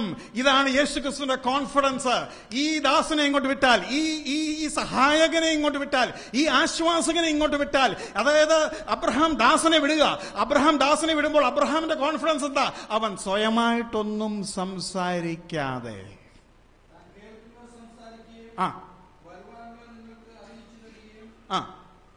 14 വാക്യം. ആ, എടുത്ത് മതി, എനിക്കുള്ളതിൽ നിന്നും എടുത്ത് നിങ്ങൾക്കറിയാം. അവൻ സ്വയമായിട്ടൊന്നും സംസാരിക്കാതെ എനിക്കുള്ളതിൽ നിന്നും എടുത്ത് എന്ന് വെച്ചാൽ അബ്രഹാമിന് ഈ ദാസനെ കുറിച്ച് അതാ കോൺഫിഡൻസ്. എന്താ കോൺഫിഡൻസ്? അവന്റെ കഥയും പറഞ്ഞുകൊണ്ടിരിക്കത്തില്ല, അവൻ അങ്ങനെ ഒരു ലക്ഷ്യമില്ല. അവൻ ആകെ കൂടെയുള്ള ലക്ഷ്യം ഈ സ്ത്രീ, ഈ പെൺകുട്ടിയുടെ ഹൃദയം ഇസ്ഹാക്ക് കവർന്നെടുക്കണം. ഇസ്ഹാക്ക് അവളുടെ ഹൃദയം കവർന്നെടുക്കത്തക്കവണ്ണം ഞാൻ ഇസ്ഹാക്കിനെ വരച്ചു കാണിക്കും. അതിന് പിറ്റേ ദിവസം ഈ ദാസന് നല്ല കോൺഫിഡൻസാ. അവളോട് വരുന്നോന്ന് ദാസൻ ചോദിച്ചു. പിറ്റേ ദിവസേ, നാളെ ഞാൻ പോകാറാകുമ്പോൾ നീ റെഡിയായിട്ടിരുന്നോണം കേട്ടോ, നാട്ടുകാരെന്നാ പറഞ്ഞാലും കൊച്ചെ നീ ഇറങ്ങിക്കോണം. അങ്ങനൊന്നും തമ്മിലൊരു മ്യൂച്വൽ അണ്ടർസ്റ്റാൻഡിംഗ് ഒന്നുമില്ല. അവൻ രാവിലെ ഉടുപ്പിടാൻ തുടങ്ങിയപ്പോൾ ലാബാനും ബെതുവേലും എല്ലാവരും കൂടെ വന്നിച്ച് പറയുക, ഇതെന്നാ ഇന്നലെ വന്നിട്ട് ഇന്നങ്ങ് പോവാണോ? അത് ഞാൻ പോവാ, എന്നെ ദൈവം ഇത്രത്തോളം നടത്തി, ഞാൻ പോവാ. അയ്യോ, അത് കൊച്ചു ഞങ്ങളുടെ കൂടെ ഒരു 10 ദിവസമല്ലേ നിൽക്കണം. ഇല്ല, എനിക്ക് പോണം, നിങ്ങൾ കൊച്ചിനെ വിടണം. ഒന്നേ എന്റെ ഒരു സംശയം, റെഡിയാണോ? എന്റെ സംശയത്തിന് ഉത്തരം പറയാൻ റെഡി ആയിരിക്കണം. ദാസനും കൂട്ടരുമാണോ അതോ റിബേക്കയുടെ കൂട്ടരാണോ നമുക്ക് ബാലയോട് ചോദിക്കാം എന്ന് പറഞ്ഞത്? ഞാൻ പറഞ്ഞ എന്റെ ചോദ്യം മനസ്സിലായല്ലോ. ഇവര് തമ്മിൽ തർക്കമായപ്പം അങ്ങനെയാണെങ്കിൽ നമുക്ക് ആരോട് ചോദിക്കാം? റിബേക്കയോട് ചോദിക്കാം. പക്ഷെ ചോദിക്കാമെന്ന് ചോദിച്ചതാരാ? നിലമ്പൂരുകാരുടെ ഇരിപ്പ് കണ്ട ഞങ്ങളാരും ചോദിച്ചില്ലെന്നുള്ള മട്ട. എലിയാസറ അല്ലെങ്കിൽ ദാസന ആണോ? ഇതിലഭിപ്രായം ഉണ്ടോ? എന്തോ അത് ആരാ ചോദിക്കട്ടെ എന്ന് ചോദിച്ചത്? ലാബാനും ബെതുവേലും. അപ്പം ഒരു കസേരയുടെ അപ്പുറത്തും ഇപ്പുറത്തും എതിരായി. ദൈവവചനത്തിൽ എഴുതിയിരിക്കുന്നത് റിബേക്കയുടെ വീട്ടുകാര് ചോദിച്ചു വന്ന കാരണം അവർക്ക് ആ പെൺകുട്ടിയിൽ കോൺഫിഡൻസ്. ഞങ്ങളുടെ കൊച്ചേ ഞങ്ങൾക്ക് വേണ്ടിയേ പറയത്തുള്ളൂ. അവർ ധൈര്യമായിട്ട്, അതായത് ഈ പീലാത്തോസ് പറഞ്ഞ പോലെ നിങ്ങൾക്ക് ബറബാസിനെ വേണോ യേശുക്രിസ്തുവിനെ വേണോന്ന് പീലാത്തോസ് ചോദിച്ചപ്പം പീലാത്തോസിനൊരു ധൈര്യം ഉണ്ടായിരുന്നു. ബറബാസിനെ ഇവർ ഒരിക്കലും ചോദിക്കത്തില്ല. അതേപോലെ ഒരു ധൈര്യം ഇവർക്കും ഉണ്ടായിരുന്നു. കൊച്ചെ നീ ആരുടെ കൂടെ പോകുന്നേ? വലിയ ധൈര്യത്തോടെ ചോദിക്കുക. ലാബാന്റെ ഒക്കെ നിപ്പ് കാണണം. ഇപ്പം എന്തോ പറയും അവള്? ഞാൻ അച്ചാച്ചന്റെ കൂടെ ഒരു 10 ദിവസം നിന്നേ പോകുന്നുള്ളൂ പറയും. അത് നോക്കി അത് കേട്ടോണ്ടിരിക്കുക. റിബേക്ക നാണം കുണുങ്ങിയോ കുണുങ്ങാതെയോ എനിക്കറിഞ്ഞോടാ, കണ്ണുനീര് പൂകിയോ ഇല്ലയോ എന്നറിഞ്ഞോടാ. അവളെന്തായാലും കാര്യം പറഞ്ഞു പറ്റിച്ചു, ഞാൻ പോവുക. എന്നാ ഒരു ഷോക്കായിരിക്കും ലാബാൻ ഉണ്ടാകുന്നല്ലേ, ബെതുവേലിനുണ്ടാകുന്ന ഷോക്കൊന്ന് ഓർത്തേ. പ്രിയമുള്ളവരെ, സകലതും വിട്ടെറിഞ്ഞിട്ട് അവൾ പോകാൻ തയ്യാറാകും എന്ന് ഈ ദാസന് അത് പറഞ്ഞു. അയ്യോ, അതിപ്പോ ഏത് കൊച്ചിനോട് ചോദിച്ചാലും കൊച്ചു 10 ദിവസം നിൽക്കണമെന്നേ പറയത്തുള്ളൂ എന്ന് ദാസൻ പറഞ്ഞോ? ദാസൻ ചോദിച്ചു നോക്ക്. എന്താ ദാസന് നല്ല ഉറപ്പാ, എന്റെ പ്രോഡക്റ്റ്, ഞാൻ മുമ്പിൽ വെച്ചിരിക്കുന്ന ബയോഡാറ്റ, ഞാൻ മുമ്പിൽ പ്രപ്പോസ് ചെയ്തിരിക്കുന്ന പ്രപ്പോസൽ തള്ളിക്കളയാൻ ആർക്കും കഴിയത്തില്ല. യേശുക്രിസ്തുവിന്റെ കോൺഫിഡൻസ് അതാ. യേശുക്രിസ്തു പറഞ്ഞേ, ഞാനോ ഭൂമിയിൽ നിന്നും ഉയർത്തപ്പെട്ടാൽ സകലരെയും എന്നിലേക്ക് ആകർഷിക്കും. എന്നിൽ ആകർഷിക്കപ്പെടാതെ പോകാൻ പറ്റത്തില്ല. ഇന്ന് ആകർഷിക്കപ്പെടാതെ പോകുന്നെങ്കിൽ അതിന്റെ കുറവ് ഈ ദാസനല്ല. ശരിക്കും ഇസ്ഹാക്കിനെ വരച്ച് കാണിച്ചില്ല. അവിടെ മ്യൂസിക് ഫെസ്റ്റിവലും മ്യൂസിക്കിനൊന്നും എതിരല്ല ഞാൻ കേട്ടോ. പക്ഷെ നമ്മൾ ഇതൊക്കെ ചെയ്യുന്നതിന്റെ അടിയൊഴുക്ക് പറയുക. അപ്പോൾ ആ കോൺഫിഡൻസ് ദാസൻ, ആ കോൺഫിഡൻസ് യേശുക്രിസ്തുവിന് പരിശുദ്ധാത്മാവിലുണ്ട്. അവൻ സ്വയമായിട്ടൊന്നും പറയാതെ എന്നിൽ നിന്നും എടുത്ത് എന്നെ കുറിച്ച് നിങ്ങൾക്ക് പറഞ്ഞു തരും. പിന്നീട് നമ്മൾ പഠിച്ചത് ആ ഫെയ്ത്ത്ഫുൾനെസിന്റെ ഡയറക്ഷൻ അതേ ദിശയിൽ നമ്മൾ ചെയ്യണം. എന്നിട്ടാണ് ഞാൻ നിങ്ങളോട് ജോലിയെ കുറിച്ച് പറഞ്ഞു, ഭക്ഷണത്തിനെ കുറിച്ച് പറഞ്ഞു, അത് കഴിഞ്ഞിട്ട് ബൈബിൾ പഠനത്തിനെ കുറിച്ച് പറഞ്ഞു. ഇവിടെ എല്ലാം യേശുക്രിസ്തു എന്ന ലക്ഷ്യത്തിലേക്ക് പോവുകയാണ്. അത് കഴിഞ്ഞിട്ടാണ് യാക്കോബിനെ ഉണർത്താൻ ഉള്ള മറുമരുന്ന് ഈ മക്കൾക്ക് കിട്ടുന്നത്. എന്തുവായിരുന്നു മറുമരുന്ന്? പുത്രൻ എന്ന മരുന്ന്. യോസേഫ് ജീവിച്ചിരിക്കുന്നു. ഈ മണവാട്ടിയെ ഉണർത്താൻ പറ്റിയ ഒരൊറ്റ മരുന്നേ ഉള്ളൂ, യേശുക്രിസ്തു. കർത്താവിനെ കുറിച്ച് പറഞ്ഞാൽ അവൾ ഉറങ്ങില്ല. അപ്പോൾ ഞാൻ പറഞ്ഞു റിസൾട്ട്. ദാവീദ് സംസാരിച്ചു, അബ്ശാലോമിന്റെ ഹൃദയം പറ്റിച്ചേർന്നു. ബർന്നബാസ് സംസാരിച്ചു, അപ്പോസ്തലപ്രവൃത്തികൾ 11:23 നമ്മൾ ഇന്നലെ വായിച്ചു. ബർന്നബാസ് സംസാരിച്ചു, അവരുടെ ഹൃദയം ദൈവത്തോട് പറ്റിച്ചേർന്നു. ദാസൻ സംസാരിച്ചു. റിബേക്കയുടെ ഹൃദയം ഇസ്ഹാക്കിനോട് പറ്റിച്ചേർന്നു. അബ്ശാലോം സംസാരിച്ചു. ഇസ്രായേലിന്റെ ഹൃദയം അവൻ വശീകരിച്ച് എടുത്തു. നമ്മൾ സംസാരിക്കുമ്പോഴോ? പരിശുദ്ധാത്മാവ് സംസാരിച്ചു, ദാസൻ സംസാരിച്ചു, ദാവീദ് സംസാരിച്ചു. പക്ഷെ അബ്ശാലോം സംസാരിച്ചപ്പോഴോ? നമ്മൾ സംസാരിക്കുമ്പോഴോ? പ്രിയമുള്ളവരെ, ഇതൊരു ഭയങ്കര ഉത്തരവാദിത്തം. ഈ ഉത്തരവാദിത്തത്തിനൊരു ഭയങ്കര ഗൗരവമാണ്. എന്താ ഗൗരവം എന്നറിയാമോ? ആരെയാ നമ്മൾ വിശദീകരിക്കുന്നത്? ഇന്ന് സഭ രണ്ടായി പിരിഞ്ഞു എന്നൊക്കെ പറയുമ്പോൾ രണ്ടായി പിരിയുന്നതല്ല എന്റെ പ്രശ്നം. ഒരു കൂട്ടം നിന്റെ അടുക്കലേക്ക് വന്നു എന്നുള്ളത് അപകടം. നമ്മളെങ്ങനെ അപകടത്തെ കാണുന്നു? ഒരു കൂട്ടർ നമ്മളെ വിട്ടുപോയി, ഒരു കൂട്ടർ നമ്മുടെ കൂടെ വന്നു. അപകടം എവിടാ? വിട്ടുപോയതല്ലേ. നമ്മളങ്ങനെ ചിന്തിക്കുന്നേ. ദൈവത്തിന് എന്താ പറയുന്നേ? നിന്റെ കൂടെ ചേർന്നത് അപകടം. കാരണം നിന്നിൽ അവർ ആകർഷിക്കപ്പെട്ടു. എന്തൊരു അപകടമാണെന്നറിയാമോ? അതിന്റെ അപകടത്തിന്റെ ഗൗരവം ഒന്ന് ഓടിച്ച് പറയാൻ എൻ്റെ കയ്യിൽ 10-15 മിനിറ്റ് ഉണ്ട്. പറയാം.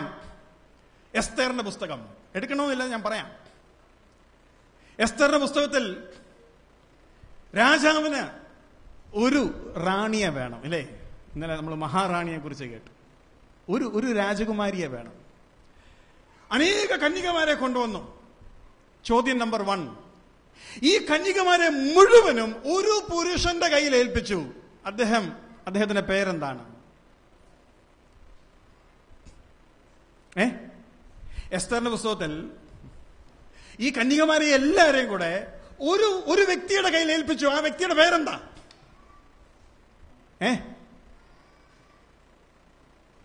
ഈ സകല സ്ത്രീകളെയും കൂടെ ഒരു വ്യക്തിയുടെ കയ്യിൽ ഏൽപ്പിച്ചെന്ന്. ഇത്രയ്ക്ക് മൗനമാണ്, നമുക്ക് വായിക്കാം. എസ്തേർ 2-ാം അധ്യായം. എസ്തേർ 2:3 വായിച്ചാട്ടെ.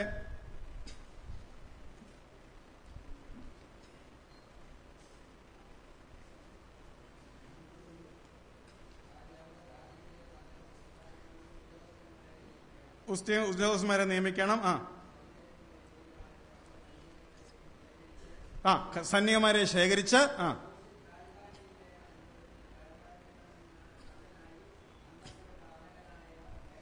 ഹേഗായിയുടെ കയ്യിൽ ഏൽപ്പിക്കണം. മതി.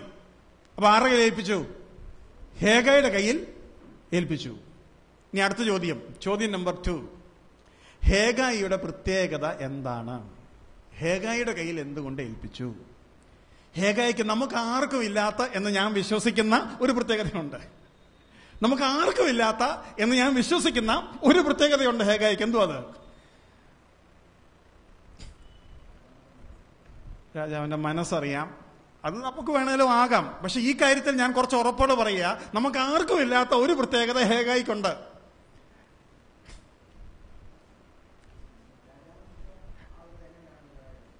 അതൊക്കെ സമ്മതിച്ചെന്നേ.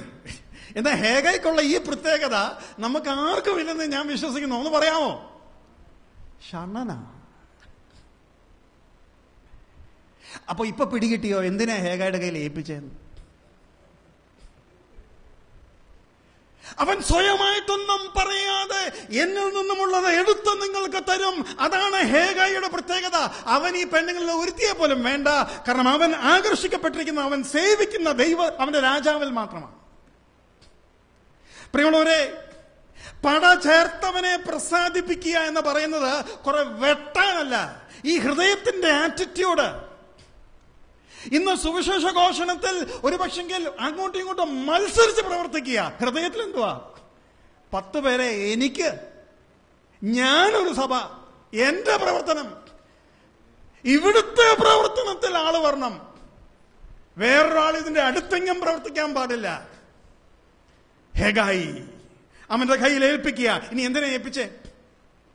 അവനെ ഏൽപ്പിച്ചത് ഈ പെൺകുട്ടികളെ ഒരുക്കാനാ. എങ്ങനെ ഒരുക്കാൻ? അതെ ആട്ടെ, എത്ര മാസാ ഒരുക്കുന്നേ?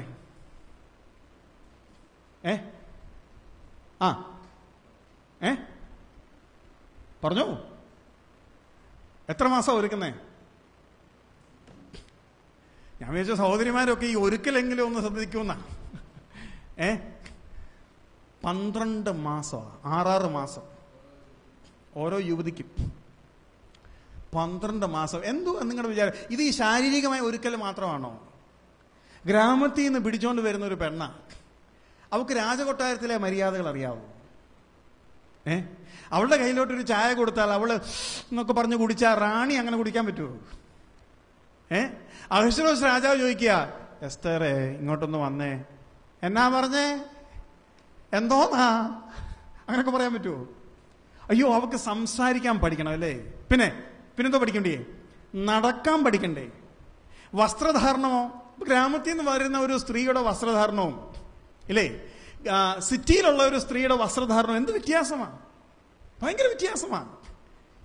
ഞങ്ങൾ ഈ ആദിവാസി കോളനിയിലൊക്കെ പോയി സുവിശേഷം പറയുമ്പോൾ അവിടുത്തെ വസ്ത്രധാരണം, അവരുടെ രീതി, അവിടെ ഭക്ഷണത്തിനായിട്ട് എല്ലാവരും ഇരിക്കണമെന്ന് പറയുമ്പോഴത്തേക്ക് അവര് മണ്ണേലോട്ട് ഇരിക്കുന്നേ, മണ്ണേലോട്ട്. ഇനി ഇരിക്കാന്ന് പറഞ്ഞാൽ നമ്മളൊക്കെ ചമ്പടക്കൊട്ടോ ഇരിക്കും, അവര് കുത്തിയിരിക്കും. കുത്തിയിരുന്നാണ് 90% ആൾക്കാരും ആദിവാസികൾ സഭയിലെ ഊണിന് ഭക്ഷിക്കുന്നത്. കുത്തിയിരുന്ന്. അപ്പോൾ ഇവരെ മര്യാദകൾ പഠിപ്പിക്കണം, ഭാഷ പഠിപ്പിക്കണം, രീതികൾ പഠിപ്പിക്കണം. നിങ്ങൾ കേട്ടിട്ടുണ്ടോ എന്ന് അറിഞ്ഞൂടാ, നമ്മുടെ ചാൾസ് അല്ലേ ഇപ്പം 2ാമത് വിവാഹം കഴിച്ചേ, ഡയാന മരിച്ചു കഴിഞ്ഞപ്പം ഇല്ലേ, ചാൾസ്. അപ്പൊ ആ പെൺകുട്ടിയോട്, അല്ലെങ്കിൽ ഇപ്പോഴത്തെ രാജകുമാരിയുടെ ആ കുടുംബത്തിൽ നിന്നും അവര് ബാത്റൂം എന്ന് പറയുന്നതിന് പകരം വാഷ്റൂം എന്ന് പറഞ്ഞു പത്രത്തിൽ വന്നിരിക്കുന്നു. കാരണം എന്താ? രാജകൊട്ടാര ഭാഷയിൽ വാഷ്റൂം തെറ്റാ, നമുക്കതൊന്നും അറിയത്തില്ലല്ലേ. ഞാൻ നേവിയിൽ ചേർന്നപ്പോൾ ഞങ്ങൾക്ക് ഇൻ ചെയ്യാതെ ഭക്ഷണം കഴിക്കാൻ പോലും പറ്റത്തില്ല. ഈ ബാത്റൂം സ്ലിപ്പർ എന്ന് ഞാൻ കേട്ടത് തന്നെ നേവി ചെന്നിട്ടാണ്. നമ്മളൊക്കെ കോളേജിൽ പോകുന്ന പണ്ടത്തെ കാലത്ത് നല്ല 1-ാം തരം പാരഗൺ അങ്ങോട്ട് കഴുകിയിട്ട് ഒരു മുണ്ടൊക്കെ എടുത്ത് കോളേജിൽ പോയില്ലേ? ഓർമ്മയുണ്ടോ? അതും ഇല്ലാത്ത കാലത്ത് നടന്നവരൊക്കെയാണോ ഇവിടെ ഉള്ളവർ?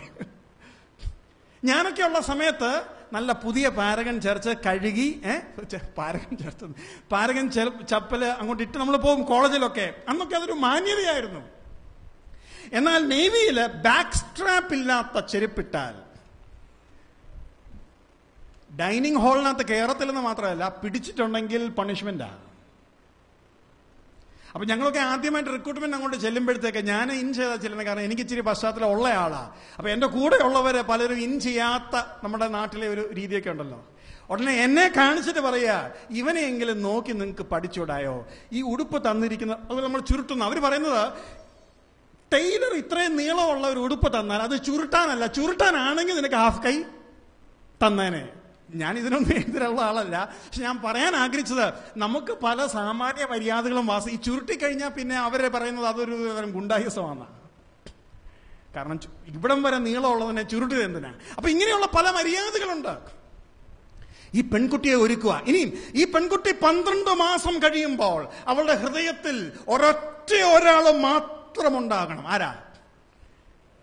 ഇപ്പൊ ഈ കൊണ്ടുവരുമ്പം രാജാവിനുള്ള സ്നേഹത്തിനാണ് ഈ വരുന്നേ. ചിലതൊക്കെ റാണി ആകാൻ വേണ്ടി വരുന്ന അല്ലേ? ഒന്ന് റാണി ആയിട്ട് വേണം എനിക്കൊന്ന് കസറാൻ.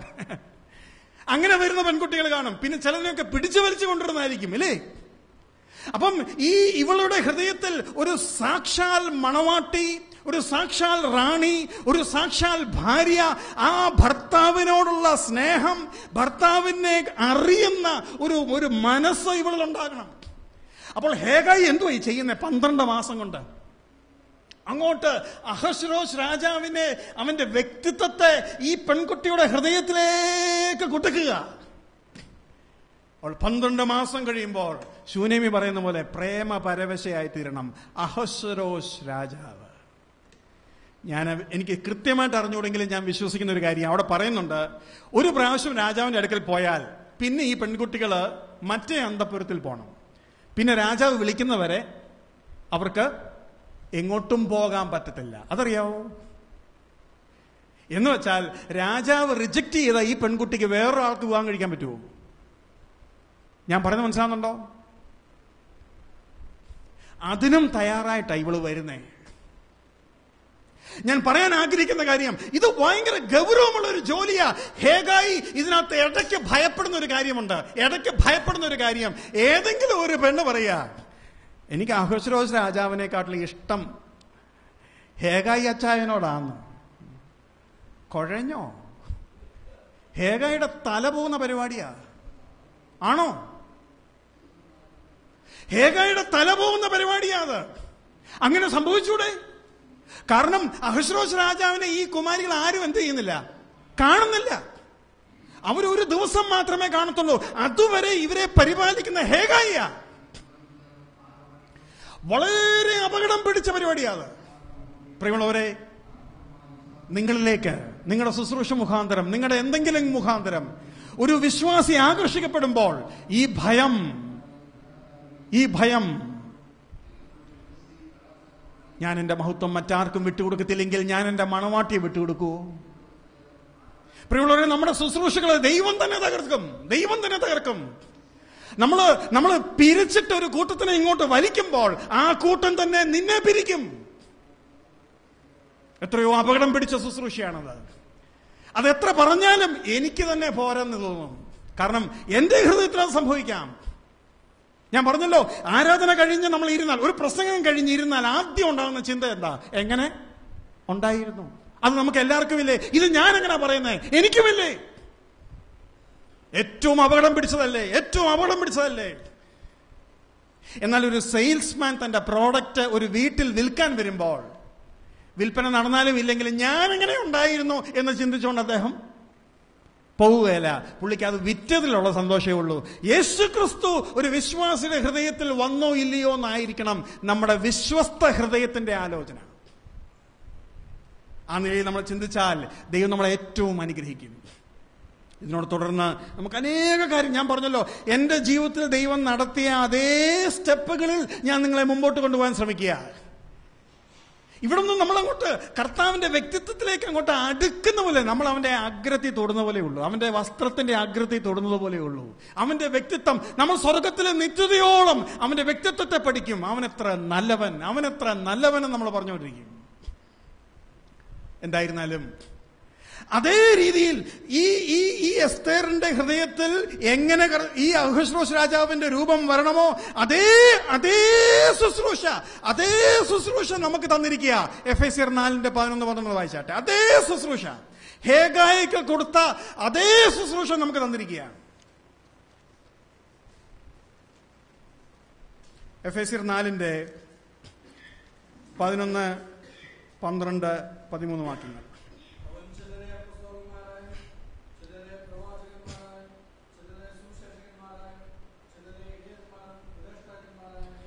നിയമിച്ചിരിക്കുന്നു. ഒന്നാമത്തെ പോയിന്റ് ശ്രദ്ധിച്ചോണം. ആരെയൊക്കെ നിയമിച്ചത് നേരത്തെ പറഞ്ഞു. അപ്പോസ്തലന്മാർ, പ്രവാചകന്മാർ, ഉപദേഷ്ടകന്മാർ, സുവിശേഷകന്മാർ സംഭവിച്ചു. പക്ഷെ നിയമിച്ചിരിക്കുക. അപ്പൊ ചോദ്യം, എന്തോ ആയിട്ടാ നിയമനം? കാരണം ഈ പലര കൂട്ടർ, അപ്പോസ്തലന്മാർ, ഇതെല്ലാം പല തസ്തികയാ. പക്ഷെ നിയമനം ഒന്നാണോ? ഇവർക്കുള്ള നിയമനമാണ് നമ്മൾ മനസ്സിലാക്കുന്നത്. അതായത് there is a call within the call. There is a call within the call. അത് മനസ്സിലാവുന്നുണ്ടോ? പറയാം. നേവിയിൽ ജോലി ചെയ്യാനായിട്ട്, നേവിയിൽ ചേരാൻ വേണ്ടി ഞാൻ ശ്രമിച്ചു. ആ നേവിക്കാരെന്നെ എടുത്തു കഴിഞ്ഞാൽ ഞാൻ പിന്നെ തിരക്കണ്ടേ? എന്തിനെടുത്തു?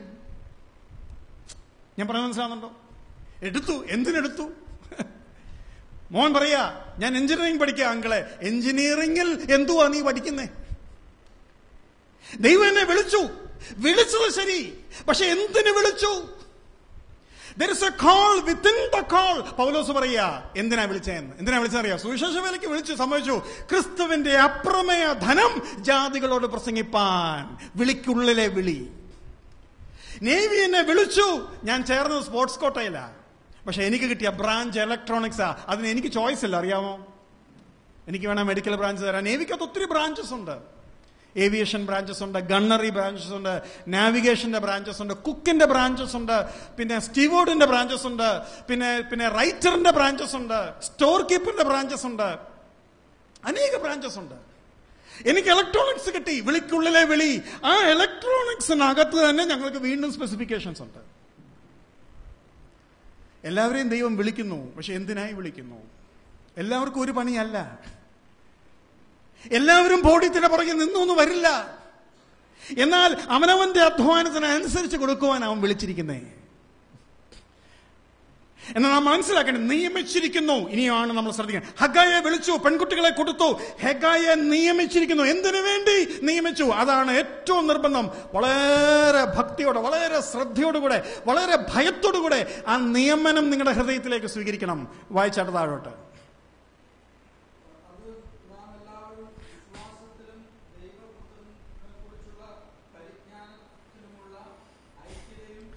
തികഞ്ഞ മതി, നിങ്ങൾക്ക് മുമ്പോട്ട് വായിക്കേണ്ടതാണ്.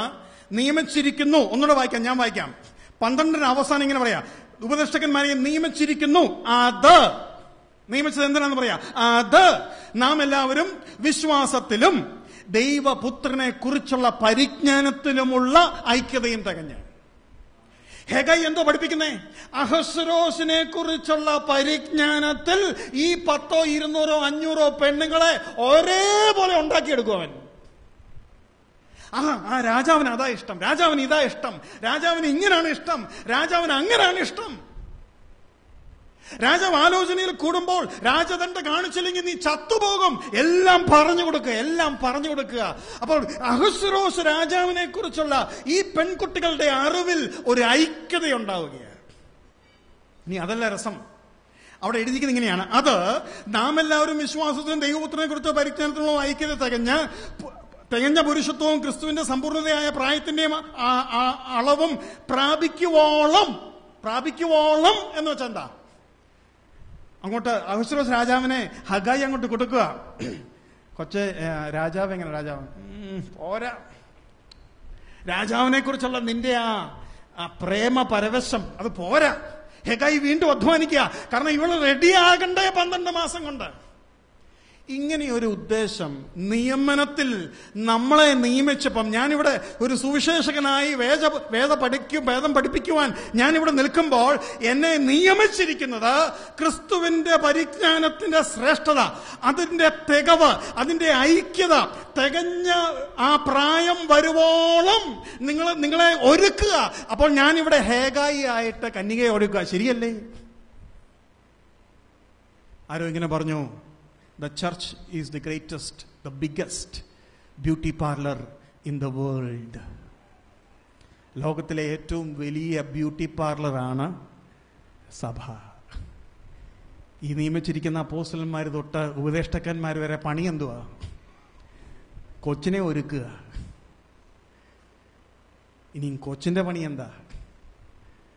കൊച്ചു ഒരുങ്ങുക. പക്ഷെ ഒരുങ്ങുന്നതിന് ഒരു ദിശയുണ്ട്. ഞാൻ പറഞ്ഞു, there is a call within the call. ഒരുക്കത്തിന്റെ അകത്തൊരു ദിശയുണ്ട്. അതുകൊണ്ട് പറഞ്ഞിട്ട് തിരിച്ച് നമുക്ക് ഇവിടെ വരണം. ഈ വേദഭാഗം നമ്മുടെ ഹൃദയത്തിൽ കയറിയേ പറ്റുള്ളൂ. എന്നാൽ ഒരുക്കത്തിന്റെ ദിശ ദൈവനെ ഓർപ്പിച്ചതുകൊണ്ട് ഞാൻ നിങ്ങളെയും കാണിക്കാമെന്ന് വിചാരിക്കുന്നു. വെളിപ്പാട് 21 ഒരുക്കത്തിന്റെ ദിശ 2-ാം വാക്യം 21:2 വളരെ പ്രധാനപ്പെട്ടതാണ്. വെളിപ്പാട് 21:2.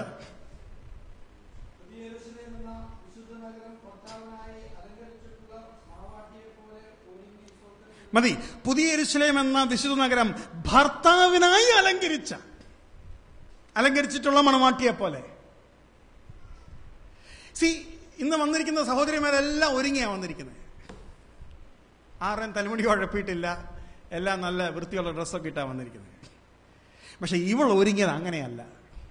ഇവൾ ഒരുങ്ങിയത് എങ്ങനെയാ? ഭർത്താവിനായി. അതിന് ഭയങ്കര വ്യത്യാസമാണ്. നീ ഒരുങ്ങുമ്പോൾ, നിന്റെ തലമുടി ചീകുമ്പോൾ, നിന്റെ മുഖം വൃത്തിയാക്കുമ്പോൾ, നീ ഒരുങ്ങുമ്പോൾ നിന്റെ മനസ്സിൽ നീ ഒരു പുരുഷനെ ധ്യാനിക്കുന്നുണ്ട്. എനിക്കങ്ങനെ ഒന്ന് ജീവിക്കാൻ പറ്റിയിരുന്നെങ്കിൽ, ഞാൻ എന്നെ തന്നെ ക്രമീകരിക്കുമ്പോൾ, നേരത്തെ നമ്മൾ പറഞ്ഞു കപടമില്ലാത്ത ഹൃദയം, ഞാനത് ഒരുക്കുക. ഈ ഹൃദയത്തിന്റെ സൗന്ദര്യം അവന് വേണ്ടി ഞാൻ ഒരുക്കുക. മണവാളിന് വേണ്ടി ഒരുങ്ങിയ മണവാട്ടി. ഒരുക്കം ഇഷ്ടം പോലെ ഉണ്ട്. പക്ഷെ മണവാളിന് വേണ്ടിയാണോ? മണവാളിന് വേണ്ടിയാണോ? വളരെ കുഞ്ഞിലെ ആണെങ്കിലും എൻ്റെ ഗ്രാൻഡ് മദർ, ഫാദറിന്റെ മദർ പറഞ്ഞൊരു വാക്ക് ഞാനിപ്പോ ഓർക്കുക. വീട്ടിൽ പെണ്ണുങ്ങൾ വൃത്തിയുള്ളവരായിരിക്കണം. അമ്മ വല്യമ്മച്ചി പറഞ്ഞപ്പോൾ അതിന്റെ സെൻസ് ഇതായിരുന്നു: വീട്ടിനുള്ളിൽ ഭാര്യ ഭർത്താവിന് വേണ്ടി ഒരുങ്ങി നിൽക്കുന്ന ഒരവസ്ഥയുണ്ട്. ഞാൻ കുഞ്ഞിലെ അത് ശ്രദ്ധിച്ചു, പ്രായമായപ്പോഴാണ് മനസ്സിലായത്. ഇവക്ക് ഭർത്താവിനെ ഒരു കൂസലുമില്ലെങ്കിൽ, ഒരുമാതിരി കുത്തഴിഞ്ഞ രീതിയിലാണെങ്കിൽ, ആരെങ്കിലും നാട്ടുകാർ വരുമ്പോഴോ അയ്യോ ബ്രദർ ഞാൻ അറിഞ്ഞില്ല, ഞങ്ങൾ അയ്യോ ഇവിടെ എല്ലാം ആകെ അങ്ങ് അഴുക്ക ഇല്ലേ, നമ്മളങ്ങനെ പറയും. ഇതിനു മുമ്പ് അഴുക്കല്ലായിരുന്നോ? പ്രിയമുള്ളവരെ, ഭർത്താവിനായി എന്നെങ്കിലും നിങ്ങളുടെ ഹൃദയത്തിന്റെ കപടം മാറ്റി നിങ്ങളെ തന്നെ സൗന്ദര്യമുള്ളവരാക്കിയിട്ടുണ്ടോ? ഒരു വേശ്യ ഒരുങ്ങുമ്പോൾ അവൾക്ക് ഒരു പുരുഷനില്ല. ഒരു മണവാട്ടി ഒരുങ്ങുമ്പോൾ അവൾക്ക് ഒരു പുരുഷനുണ്ട്. അവിടെയാണ് പൗലോസ് വിറയ്ക്കുന്നത്. ശ്രദ്ധിക്കണം, ഞാൻ പറയുകയാണ്, നിയമനം പറയുക. ഹേഗായിയുടെ വിറയൽ ഞാൻ പറഞ്ഞു. നമ്മളെ നിയമിച്ചിരിക്കുന്നത് എന്തിനാന്ന് പറഞ്ഞു. പൗലോസ് വിറച്ച എങ്ങനെയാണെന്നറിയാമോ? വീണ്ടും ഞാൻ വായിക്കുക 2 കൊരിന്ത്യർ 11:2 നമ്മൾ പലവട്ടം പറഞ്ഞു. വീണ്ടും ഞാൻ പറയുക. എങ്ങനെയാണ് പറഞ്ഞത്? ഞാൻ ക്രിസ്തു എന്ന ഏക പുരുഷന് ഞാൻ നിന്നെ നിർമ്മല കന്യകയായി വിവാഹ നിശ്ചയം ചെയ്തിരിക്കുന്നു എന്ന് പറഞ്ഞിട്ട് പറയുക. പിന്നെന്തുവാ? ഹവ്വയെ പിശാച് ചതിച്ചതുപോലെ നിങ്ങളെയും ചതിക്കുമോ എന്ന് ഞാൻ ഭയപ്പെടുന്നു. കണ്ടോ കണ്ടോ, അവന്റെ നിയമനം അറിയാം. ഈ പെൺകുട്ടി സഭയുടെ ഹൃദയം എങ്ങോട്ടെങ്കിലും മാറിയാൽ ഭയപ്പെടേണ്ടവൻ ഹഗായ. പൗലോസ് വാസ്തവത്തിൽ ഒരു ഷണ്ണനെ പോലെ സഭയ്ക്ക് വേണ്ടി ജീവിച്ചു. ഞാൻ പറയുന്നത് അക്ഷരാർത്ഥത്തിലും ആത്മീകമായിട്ടും പൗലോസ് അങ്ങനെ ജീവിച്ചത്. ആത്മീകമായിട്ടാണ് നമ്മൾ പഠിക്കേണ്ടത്. എന്നാൽ പൗലോസ് പറയാ, എന്റെ ഭയം ഇനി രസമതല്ല. അവിടുത്തെ ഭയം ഒന്ന് നോക്കിയെങ്കിലേ പറ്റുള്ളൂ. നോക്കിക്കേ, 2 കൊരിന്ത്യർ 11:2 ഒന്നുകൂടെ വായിക്കാം, 2-3 കൂടെ വായിക്കാം.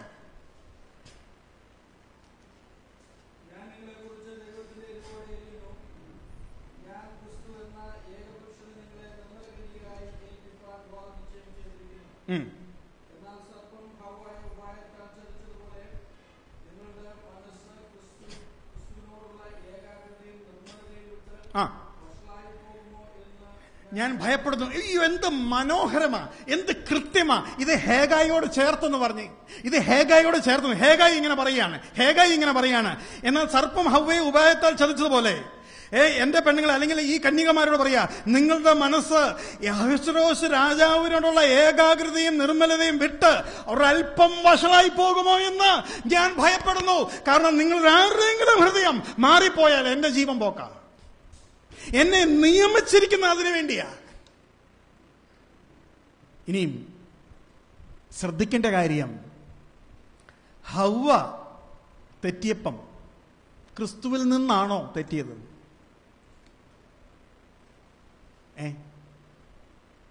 പക്ഷെ പൗലോസ് എന്താ പറയുന്നേ?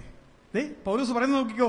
എന്നാൽ സർപ്പം ഹവ്വയെ ഉപായത്താൽ ചതിച്ചതുപോലെ നിങ്ങളുടെ മനസ്സ് ക്രിസ്തുവിനോടുള്ള ഏകാഗ്രത. അപ്പോൾ ഹവ്വയുടെ ചതി എവിടെ പറ്റിയേ? ദൈവവചനം പഠിപ്പിക്കുന്നത് ഹവ്വയ്ക്ക് വന്ന ഏറ്റവും വലിയ നഷ്ടം ക്രിസ്തുവാ. അതിന്റെ അർത്ഥം ഹവ്വ മരിച്ചു, ഹവ്വയ്ക്ക് ജീവൻ നഷ്ടപ്പെട്ടു. ക്രിസ്തുവിലാണ് ആ ജീവൻ. ഈ ലോകത്തിലെ സകല ചതിയും, ഞാൻ പറഞ്ഞല്ലോ, എല്ലാ നേട്ടത്തിന്റെയും പുറകിൽ പണം പോലെ, എല്ലാ ആത്മീക വിഷയങ്ങളുടെയും അനുഗ്രഹം ക്രിസ്തു എന്ന പോലെ, എല്ലാ ആത്മീക വിഷയത്തിന്റെ നഷ്ടം ക്രിസ്തുവാ. ഒരു നഷ്ടമുണ്ടെങ്കിൽ അത് ക്രിസ്തുവാ. നമ്മൾ ഉപദേശ വിഷയത്തിൽ ഭയങ്കര പിടിവലിയ, പക്ഷെ നഷ്ടം എവിടാന്നറിയാവോ? നമുക്കറിയാൻ മേലാത്തത് നഷ്ടമുണ്ടെന്നറിയാം. എവിടാന്ന് അറിയാൻ മേലാത്തത്? അതായത് ഇപ്പം രക്ഷ നഷ്ടപ്പെടും എന്ന് ഒരു വ്യക്തി ഉപദേശിച്ചാൽ നഷ്ടം എവിടാ? രക്ഷ എന്തായാലും നഷ്ടപ്പെടുകയല്ല. രക്ഷ നഷ്ടപ്പെടുമെന്ന് പഠിപ്പിച്ചാൽ രക്ഷ നഷ്ടപ്പെടുവോ? ഇല്ല. അപ്പൊ പിന്നെ നഷ്ടം എവിടാ? യേശുക്രിസ്തുവിന്റെ പരിപൂർണ യാഗത്തിൽ എനിക്ക് സന്തോഷിപ്പാൻ കഴിയുന്നില്ല. യേശുക്രിസ്തുവിന്റെ ക്രൂശിന്റെ യാഗത്തിന്റെ മുഴുവൻ അനുഭവം എനിക്ക് ലഭിക്കുന്നില്ലെങ്കിൽ യേശുക്രിസ്തു ചെയ്ത പ്രവൃത്തിയുടെ നഷ്ടം അവനാ നഷ്ടം. അവന്റെ മണവാട്ടി അവനിൽ സന്തോഷിക്കുന്നതിൽ നിന്നും പിശാചി തെറ്റായ ഉപദേശത്തിൽ അവനെ ചതിക്കുക. മനസ്സിലാവുന്നുണ്ടോ? നഷ്ടം എവിടാന്ന് മനസ്സിലാവുന്നുണ്ടോ? ഇനി എല്ലാ ഉപദേശവും നിങ്ങൾ എന്റെ മുമ്പിൽ കൊണ്ടുവരിക, അല്ലെ എല്ലാ ഉപദേശത്തിന്റെയും തെറ്റായ ഉപദേശം പഠിക്കുക. നഷ്ടം കൃത്യം ക്രിസ്തുവിൽ. നോക്കിക്കൂ. ഇതിനെ മുമ്പിൽ വെച്ചോണ്ട് ഉപദേശം പഠിപ്പിച്ച് ആ മറ്റേ ആളിന് പെട്ടെന്ന് മനസ്സിലാവും. ഒരു ഉപദേശം രൂപപ്പെടുമ്പോൾ അതിന് മൂന്ന് ഘടകങ്ങളുണ്ട്. ഒന്ന്, ദൈവത്തിന്റെ മനസ്സ്. രണ്ടാമത്, ദൈവത്തിന്റെ മഹത്വം. മൂന്നാമത്, വെളിപ്പെടുത്തിയ മഹത്വത്തിന്റെ സംരക്ഷണം. ഈ മൂന്ന് കാര്യങ്ങൾ ഞാൻ പെട്ടെന്ന് പറഞ്ഞാൽ നിങ്ങൾക്ക് മനസ്സിലാകത്തില്ലെന്ന് എനിക്കറിയാം. ഉദാഹരണത്തിന് വേറൊരു കാര്യം പറയാം. 10 കൽപ്പനകൾ. ഒന്നാം കൽപ്പന എന്താ? ഞാനല്ലാതെ മറ്റൊരു ദൈവം ഉണ്ടാകരുത്. ദൈവത്തിന്റെ മനസ്സ് ആണോ? ഞാനല്ലാതെ മറ്റൊരു ദൈവം ഉണ്ടാകരുത്, ദൈവത്തിന്റെ മനസ്സ്. രണ്ടാമത്, ദൈവത്തിന്റെ മഹത്വം. ഞാനല്ലാതെ മറ്റൊരു ദൈവം ഉണ്ടാകരുത് എന്ന് വെച്ചാൽ അവനെ പോലെ വേറെ ആരും ഇല്ല, ദൈവത്തിന്റെ മഹത്വം. 3, ഉണ്ടാകരുത് എന്ന് എന്നോട് പറഞ്ഞു. വെളിപ്പെടുത്തിയ മഹത്വത്തിനെ ഞാൻ എന്ത് ചെയ്യണം? സൂക്ഷിക്കണം, സംരക്ഷിക്കണം. അടുത്ത കൽപ്പന, മീതെ ആകാശത്തിൽ താഴെ ഭൂമിയിൽ, ഭൂമിക്ക് താഴെ വെള്ളത്തിലെങ്കിൽ യാതൊന്നിന്റെയും വിഗ്രഹം നീ ഉണ്ടാക്കരുത്, അവയെ നമസ്കരിക്കരുത്. എന്ന് വെച്ചാൽ എന്താ? ദൈവത്തിന്റെ മനസ്സ്. ദൈവം വിഗ്രഹത്തെ വെറുക്കുന്നു, ദൈവം വിഗ്രഹ ആരാധനയെ വെറുക്കുന്നു. ദൈവത്തിന്റെ മനസ്സ്. 2, ദൈവത്തിനെ പോലെ മറ്റൊന്നുമില്ല, ദൈവത്തിന്റെ സമമായിട്ട് ഇമേജ്, ദൈവത്തിന്റെ പ്രതിഫലനമായി ഛായയായി മറ്റൊന്നുമില്ല, ദൈവത്തിന്റെ മഹത്വം, അവനെ പോലെ മറ്റാരുമില്ല. 3, ഉണ്ടാക്കരുത്, നമസ്കരിക്കരുത്, സേവിക്കരുത്, സംരക്ഷിക്കണം. ഏത് കൽപ്പനയും ഏത് ഉപദേശവും എടുത്തു, ദൈവത്തിന്റെ മനസ്സ്, ദൈവത്തിന്റെ മഹത്വം, മഹത്വത്തിന്റെ സംരക്ഷണം. എനിക്ക് പ്രിയമുള്ളവരെ, നിയമിച്ചിരിക്കുന്നു. നമുക്കിത് ഈ ഗവൺമെന്റ് പ്രോപ്പർട്ടീസ് ഒക്കെ നമ്മൾ നശിപ്പിക്കുന്നത് എന്തുകൊണ്ടാണ്? നമ്മളെന്താ പറയുന്നത്? സർക്കാർ ഇല്ലേ? നമ്മൾ പറയുന്നത് തന്നെ എങ്ങനെ? സർക്കാർ എന്ന് വെച്ചാൽ ആർക്ക് നഷ്ടം എന്നുള്ള മട്ട. അയ്യോ, തിരിഞ്ഞു കറങ്ങി ആർക്കാ നഷ്ടം? നമുക്ക് തന്നെ നഷ്ടം. എന്നാൽ ഒരു ഉപദേശത്തിന്റെ നഷ്ടം അത് ക്രിസ്തുവില. എന്തുകൊണ്ടാണ് ഹൈന്ദവ സഹോദരന്മാർക്ക് ഏത് ദൈവത്തെയും സ്വീകരിക്കാൻ കഴിയുന്നത്?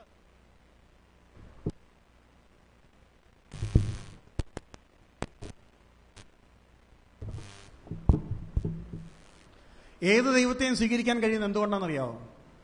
ഞാൻ പറയാം. ഞാൻ അവരോട് സുവിശേഷം പറയുമ്പോൾ പറയാറുള്ളൊരു കാര്യമാണ്. ട്രെയിനിൽ യാത്ര ചെയ്യുന്നു, എനിക്ക് റിസർവേഷൻ ഉണ്ട്. റിസർവേഷൻ ഇല്ലാത്തൊരു സഹോദരൻ കയറിയാൽ അദ്ദേഹം പറയുന്ന രീതി നോക്കണം. സഹോദരന്മാരെ, നമ്മളെല്ലാവരും യാത്ര ചെയ്യേണ്ടതാ, അല്പമൊക്കെ അഡ്ജസ്റ്റ് ചെയ്താൽ 1-2 മണിക്കൂറിന്റെ കാര്യമേ ഉള്ളൂ. ഇനി ഉള്ളവൻ പറയുന്നെന്താ? അവൻ അഡ്ജസ്റ്റ് ചെയ്യാൻ മനസ്സിലാ. കാരണം ഇവന് നഷ്ടമൊന്നുമില്ല, ലാഭമേ ഉള്ളൂ, എനിക്ക് നഷ്ടമുണ്ട്. ഡ്യൂപ്ലിക്കേറ്റ് CD ഉണ്ടാക്കുമ്പം ഒരു കൂട്ടർ പറയും, സാറേ ജീവിച്ചു പോട്ടെ, നിങ്ങൾ എന്തായാലും കാശുണ്ടാക്കുന്നവരാ, ഞങ്ങളും ജീവിച്ചു പോട്ടെ. കംപ്ലൈന്റ് പറയുന്നവരാരാ? ഒറിജിനൽ CD-കാരനാ. കാരണം നഷ്ടം അവനേ ഉള്ളൂ.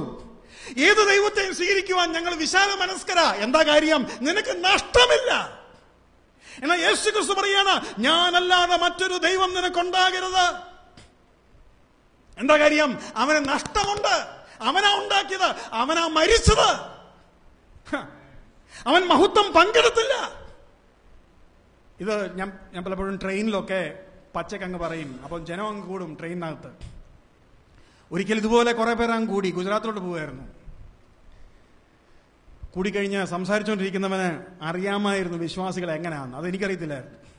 പുള്ളി പെട്ടെന്ന് നമ്മൾ ഡിസ്കസ് ചെയ്തുകൊണ്ടിരുന്ന കാര്യമേ അല്ല, പെട്ടെന്ന് വേറൊരു കാര്യമാണ് പറയുന്നത്. പുള്ളി എന്താ പറയാ? എന്റെ പെട്ടിക്കകത്ത് പൂജ എന്താ പറയുന്നത് പ്രസാദം ഇരിപ്പുണ്ട്, ഞാനത് തന്നാ നീ ഇപ്പൊ തിന്നുവെന്ന് പറയാൻ. എല്ലാവരും മുന്നേ ചോദിക്കുക, എന്തോ ഇങ്ങനെ?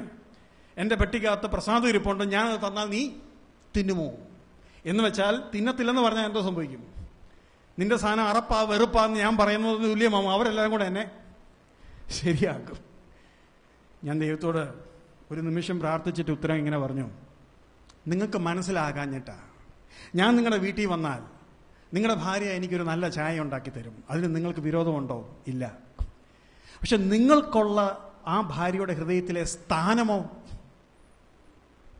ആ സ്ഥാനം ഒരിക്കലും നിങ്ങൾ പങ്കിടില്ല. എന്റെ കർത്താവ് പറഞ്ഞിരിക്കുന്നത്, ഞാൻ ആരിൽ നിന്നും മേടിക്കുന്നു ആ വ്യക്തിക്ക് ഒരു സ്ഥാനം കൊടുക്കുകയാണെന്ന. എന്റെ ദൈവം എന്നോട് പറയുക, നിന്റെ ഹൃദയത്തിൽ എനിക്ക് മാത്രമേ സ്ഥാനമുണ്ടാകുള്ളൂ. അതൊരു ഏത് ഭർത്താവിന്റെ അവകാശമല്ലേ? ഞാൻ വിചാരിച്ചില്ല അതിന് ഇത്ര എഫക്റ്റ് കാണുമെന്ന്. എല്ലാവരും കൂടെ പറഞ്ഞു, സാറ് പറഞ്ഞാൽ ശരിയെന്ന്. കാരണം ഭർത്താവിന്റെ സ്ഥാനം പോകുന്ന ഏത് പുരുഷനും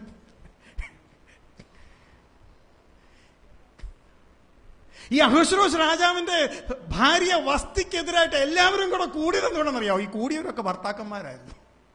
അവരെല്ലാം കൂടെ ഒരുമിച്ച് പറഞ്ഞു, വസ്തിയെ ഔട്ടാക്കണമെന്ന് പറഞ്ഞു.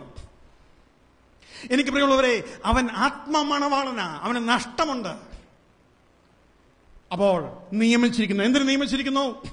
എഫെസ്യരിലേക്ക് മടങ്ങി വരാം. എന്തിനു നിയമിച്ചിരിക്കുന്നു? അപ്പൊ ഞാൻ നേരത്തെ പറഞ്ഞത് മനസ്സിൽ വെച്ചോണം. ഹവ്വയോടുള്ള ബന്ധത്തിലെ നഷ്ടം ദൈവവചനം പൗലോസ് മുഖാന്തരം പഠിപ്പിക്കുന്നത്, അത് നഷ്ടം എങ്ങനെയായിരുന്നു? ക്രിസ്തുവിനോടുള്ള ബന്ധത്തിലാണ്. എന്റെ കയ്യിലും 4 മിനിറ്റ് കൂടെ ഉണ്ട്. ഇടയ്ക്കൊരു ചിറ്റ് വന്ന കാര്യം നിങ്ങൾ കണ്ടു കാണുമല്ലോ. അല്ലെങ്കിൽ വിചാരിക്കും, ഷടാ ഇത് നീട്ടി കൊണ്ടുപോകണം. എഫെസ്യർ മടങ്ങി വന്നാട്ടെ. എഫെസ്യർ നമ്മളെ നിയമിച്ചിരിക്കുന്നത് എന്തിനാണ്? എഫെസ്യർ 4-ാം അധ്യായത്തിൽ അതിന്റെ 12 നിയമിച്ചിരിക്കുന്നു. അത് നാം എല്ലാവരും വിശ്വാസത്തിലും ദൈവപുത്രനെ കുറിച്ചുള്ള പരിജ്ഞാനത്തിനുള്ള ഐക്യതയും തികഞ്ഞ പുരുഷത്വവും ക്രിസ്തുവിന്റെ സമ്പൂർണതയായ പ്രായത്തിന്റെ അളവും പ്രാപിക്കുവോളം. ഞാൻ പറയുന്നതല്ല, ശുശ്രൂഷിച്ച് കഴിയുമ്പോൾ, ശുശ്രൂഷയ്ക്കായിട്ട് ഒരുങ്ങുമ്പോൾ ഒരു ദൈവദാസനിലെ ലക്ഷ്യം ഇതാണോ? എന്നെ ദൈവം നിയമിച്ചിരിക്കുന്നു ക്രിസ്തുവിന്റെ പരിജ്ഞാനത്തിൽ മണവാട്ടിയെ ഐക്യതയുള്ളവളായി തീർക്കുക. ക്രിസ്തുവിനെയാണോ നമ്മൾ വിളമ്പുന്നത്? മലയാളികളോട് ഈ ചോദ്യം കുറച്ചുകൂടെ പ്രസക്തമാണെന്ന് തോന്നുന്നു. ചോറ് കഴിക്കാനാണോ കൂട്ടാൻ കൂട്ടുന്നത്, അതോ കൂട്ടാനാണോ ചോറ് കഴിക്കുന്നത്? നമ്മളെല്ലാവരും ചോറായി കഴിക്കുന്നത്. എന്നാൽ ഈ ഫോറിനേഴ്സ്, അവർക്ക് ആ കാര്യം അറിയാവുന്നുണ്ട്. അവർ ഈ കൂട്ടാൻ കഴിക്കുമ്പം, അല്ലെങ്കിൽ ഇപ്പം ഒരു മീൻ, അവരൊരു വലിയ മീൻ കഴിച്ചാൽ അതിനകത്തൊരു അല്പം ചോറ് കരുതും അവർ. എന്തിനാ? മീൻ കഴിക്കണമെങ്കിൽ ചോറ് വേണം. മീൻ മാത്രം കഴിക്കാൻ പ്രയാസമാണ്. കാരണം ചോറിനകത്ത് നമുക്ക് ആരോഗ്യമല്ല കിട്ടുന്ന, ഊർജമാണ്. ഊർജം ഒത്തിരി ഒന്നും വേണ്ട. അത് ഒത്തിരി കഴിക്കുന്നതുകൊണ്ട് നമ്മുടെ ഈ തടി വെക്കുന്നേ. നമുക്ക് ഒത്തിരി വേണ്ടത് വൈറ്റമിനും മാംസ്യവുമാണ്. ഒത്തിരി വേണ്ടത് അതാ. ഇനി രസം ശ്രദ്ധിച്ചു കേൾക്കണം.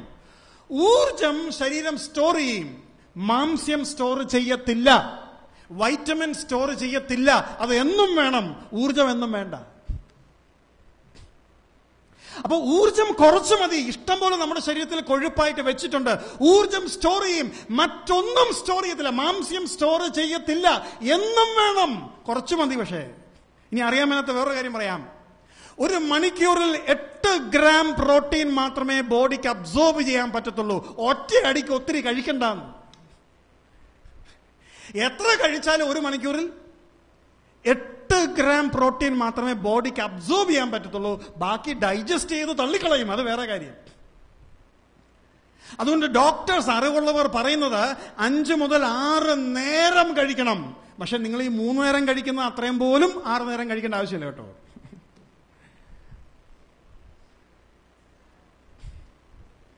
അപ്പോൾ ഇതേപോലെ യേശുക്രിസ്തുവാണ് ആ മാംസ്യം. അടുത്ത ക്ലാസ്സിൽ നമ്മളത് പഠിക്കും. ഇസ്രായേൽ മക്കളുടെ ഡയറ്റ്, വിശ്വാസികളുടെ ഡയറ്റ്, ദൂതന്മാരുടെ ഡയറ്റ്. ബൈബിളിൽ ഡയറ്റ് ഉണ്ടോ? ബൈബിളിൽ ഡയറ്റ് ഉണ്ട്. കർത്താവ് നമ്മളെ സഹായിക്കട്ടെ. വരും ദിവസങ്ങളിൽ നമ്മുടെ തീൻമേശകളിൽ മാത്രമല്ല നാം നിർബന്ധമുള്ളവരായി തീരേണ്ടത്, നമ്മുടെ ആത്മീക മേശയിലും ക്രിസ്തുവിന് വേണ്ടി നിർബന്ധം പിടിക്കുന്നവരായി നമുക്ക് ജീവിക്കാം. അവന്റെ നാമം മഹത്വപ്പെടുമാറാകട്ടെ.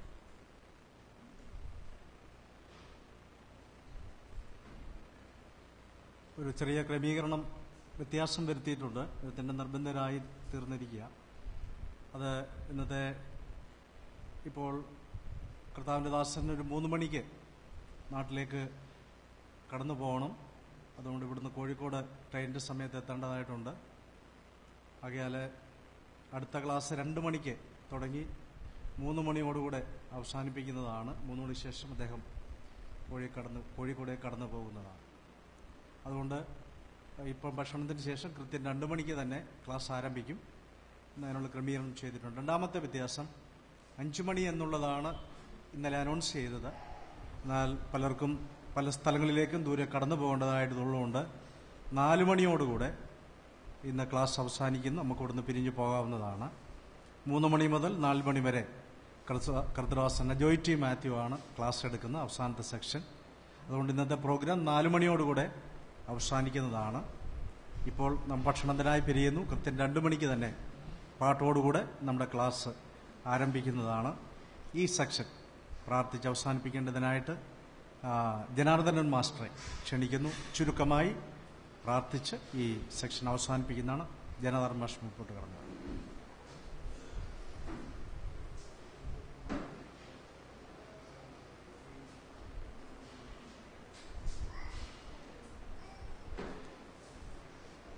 ഞങ്ങളുടെ സ്വർഗീയ പിതാവേ, അവിടുത്തെ പുനഃനാമത്തിനായി നന്ദിയോട് സ്തോത്രം ചെയ്യും. ഞങ്ങളുടെ ക്രിസ്തീയ ജീവിതത്തിന്റെ ദാരിദ്ര്യം ഒന്ന് വെളിപ്പെടുത്തി തന്ന പുനഃനാമത്തിനായ സ്തോത്രം. ഞങ്ങൾ ഇതുവരെ ആവേണ്ടതുപോലെ ഒന്നും ആയിട്ടില്ല എന്നുള്ള യാഥാർത്ഥ്യം പ്രിയദാസന്മാരിൽ കൂടി വെളിപ്പെടുത്തുന്ന പുനഃനാമത്തിനായ സ്തുതി. ഞങ്ങളുടെ വ്യാജ്യത, ഞങ്ങളുടെ സ്നേഹത്തിന്റെ അളവിന്റെ കുറവ്, കർത്താവിനുള്ള സ്നേഹത്തിന്റെ പരിമിതി, ഇതെല്ലാം ഞങ്ങൾക്കുണ്ട് എന്നുള്ള കാര്യം സമ്മതിക്കും. അതുകൊണ്ടാണല്ലോ അങ്ങ് ഞങ്ങൾക്കിതെല്ലാം വെളിപ്പെടുത്തി തന്നത്. ദാസന്മാർക്ക് കൊടുത്ത വലിയ പരിജ്ഞാനത്തിനായും കർത്താവിനെ വെളിപ്പെടുത്തി കൊടുക്കാനുള്ള കഴിവ് കൊടുത്തതിനായി നന്ദി സ്തുതിക്കും. ഞങ്ങളുടെ ജീവിതത്തിൽ കർത്താവെ, അങ്ങോട്ടുള്ള സ്നേഹം ഞങ്ങളുടെ ജീവിതത്തിലെ ഉള്ള അളവിൽ സ്നേഹിക്കുവാനുള്ള കൃപ ഞങ്ങൾക്ക് തരണമെന്ന് പ്രാർത്ഥിക്കും. അങ്ങേക്കാൾ മറ്റൊന്ന് ഭൂമിയിൽ കാണാതെ അങ്ങയെ കൂടുതൽ പ്രേമിച്ച് ജീവിപ്പാൻ ഞങ്ങളെ സഹായിക്കണമെന്ന് പ്രാർത്ഥിക്കും. അങ്ങയെ മഹത്വപ്പെടുത്തുവാനല്ലാതെ വണ്ണം ഞങ്ങളുടെ വായും നാവും മറ്റൊന്നും ഉപയോഗിക്കാതെ ഞങ്ങൾ ഉപയോഗിക്കണമെന്ന് പ്രാർത്ഥിക്കും. അവിടുത്തെ അളവറ്റ കൃപ ഞങ്ങളുടെ ഓരോരുത്തരുടെ മേലുണ്ടാവണമെന്ന് പ്രാർത്ഥിക്കും. ഏതുമില്ലാത്തവരാണ് കർത്താവ് ഞങ്ങൾ. അങ്ങയുടെ പരിജ്ഞാനത്തിന് ശ്രേഷ്ഠത വേണ്ടതുപോലെ ഞങ്ങൾ അറിവ് മനസ്സിലാക്കിയിട്ടില്ല. ഈ ദിവസങ്ങളത് ഞങ്ങൾക്ക് തന്നല്ലോ. ആ പുനഃനാമത്തിനായി സ്തുതിക്കുന്നു. അങ്ങയുടെ വെളിപ്പാട്, ആ ദർശനം കർത്താവാണ് ഞങ്ങളുടെ മുന്നിൽ ഏറ്റവും വലുത് എന്ന് വെളിപ്പെടുത്തിക്കൊണ്ട് ജീവിപ്പാൻ ഞങ്ങളെ സഹായിക്കണമേ. എനിക്ക് ജീവിക്കുന്ന ക്രിസ്തുവും മരിക്കുന്ന ലാഭവും എന്ന് പൗലോസ് പറഞ്ഞെങ്കിൽ ഞങ്ങളുടെ ജീവിതത്തിൽ അങ്ങയ്ക്ക് വേണ്ടി ജീവിക്കുക എന്നുള്ള ലക്ഷ്യം ഞങ്ങൾക്ക് തരണമെന്ന് പറഞ്ഞാൽ പ്രാർത്ഥിക്കും. ദാസന്മാരുടെ ഉപയോഗിച്ചതിനെ സ്തുതിക്കുന്നു. എളിയവർ കടന്നു വരുവാനും ഈ വലിയ ആത്മീയ സദ്യ ആഹാരം ഭക്ഷിപ്പാനെന്ന സാവകാശന സ്തോത്രം. കേൾവിക്കാരെ കൊണ്ടുവത്തി തുറന്നുള്ള ശുശ്രൂഷകളും അനുഗ്രഹമായി തീരണം. ദാസന് പെട്ടെന്ന് കോഴിക്കോട്ടേക്ക് കടന്നു പോകാണ്ട് യാത്രയിലെല്ലാം കൂടിയിരിക്കണം. ദൈവകൃപാദാസന്മാർ ചൊരിയണം. തുറന്നുള്ള ശുശ്രൂഷകളും ഞങ്ങൾക്ക് അനുഗ്രഹമായി തീരണം. ചെയ്ത എല്ലാ നന്മകൾക്ക് വേണ്ടി ഒരിക്കൽ കൂടി നന്ദി പറയുന്നു. തുറന്നുള്ള ഈ സംഘാടകർക്കായി പ്രാർത്ഥിക്കുന്നു. അവരെയും ഇത്രത്തോളം സഹായിച്ചല്ലോ. നല്ലൊരു ആത്മീയാഹാരം തരുവാൻ തക്കവണ്ണം കഷ്ടപ്പെടുന്ന മക്കൾക്കായി സ്തുതിക്കുന്നു. തുടർന്ന് ഞങ്ങളെ സഹായിക്കണം. മഹത്വം തിരുമേനിയെടുക്കണം. മാനവ മഹത്വം പതർപ്പിക്കുന്നു. സകലവും കർത്താവായ യേശുക്രിസ്തുവിന്റെ തിരുനാമത്തിൽ സ്വർഗീയ പിതാവേ, ഈ പ്രാർത്ഥനയ്ക്ക് ഉത്തരവുമാറാകണമേ.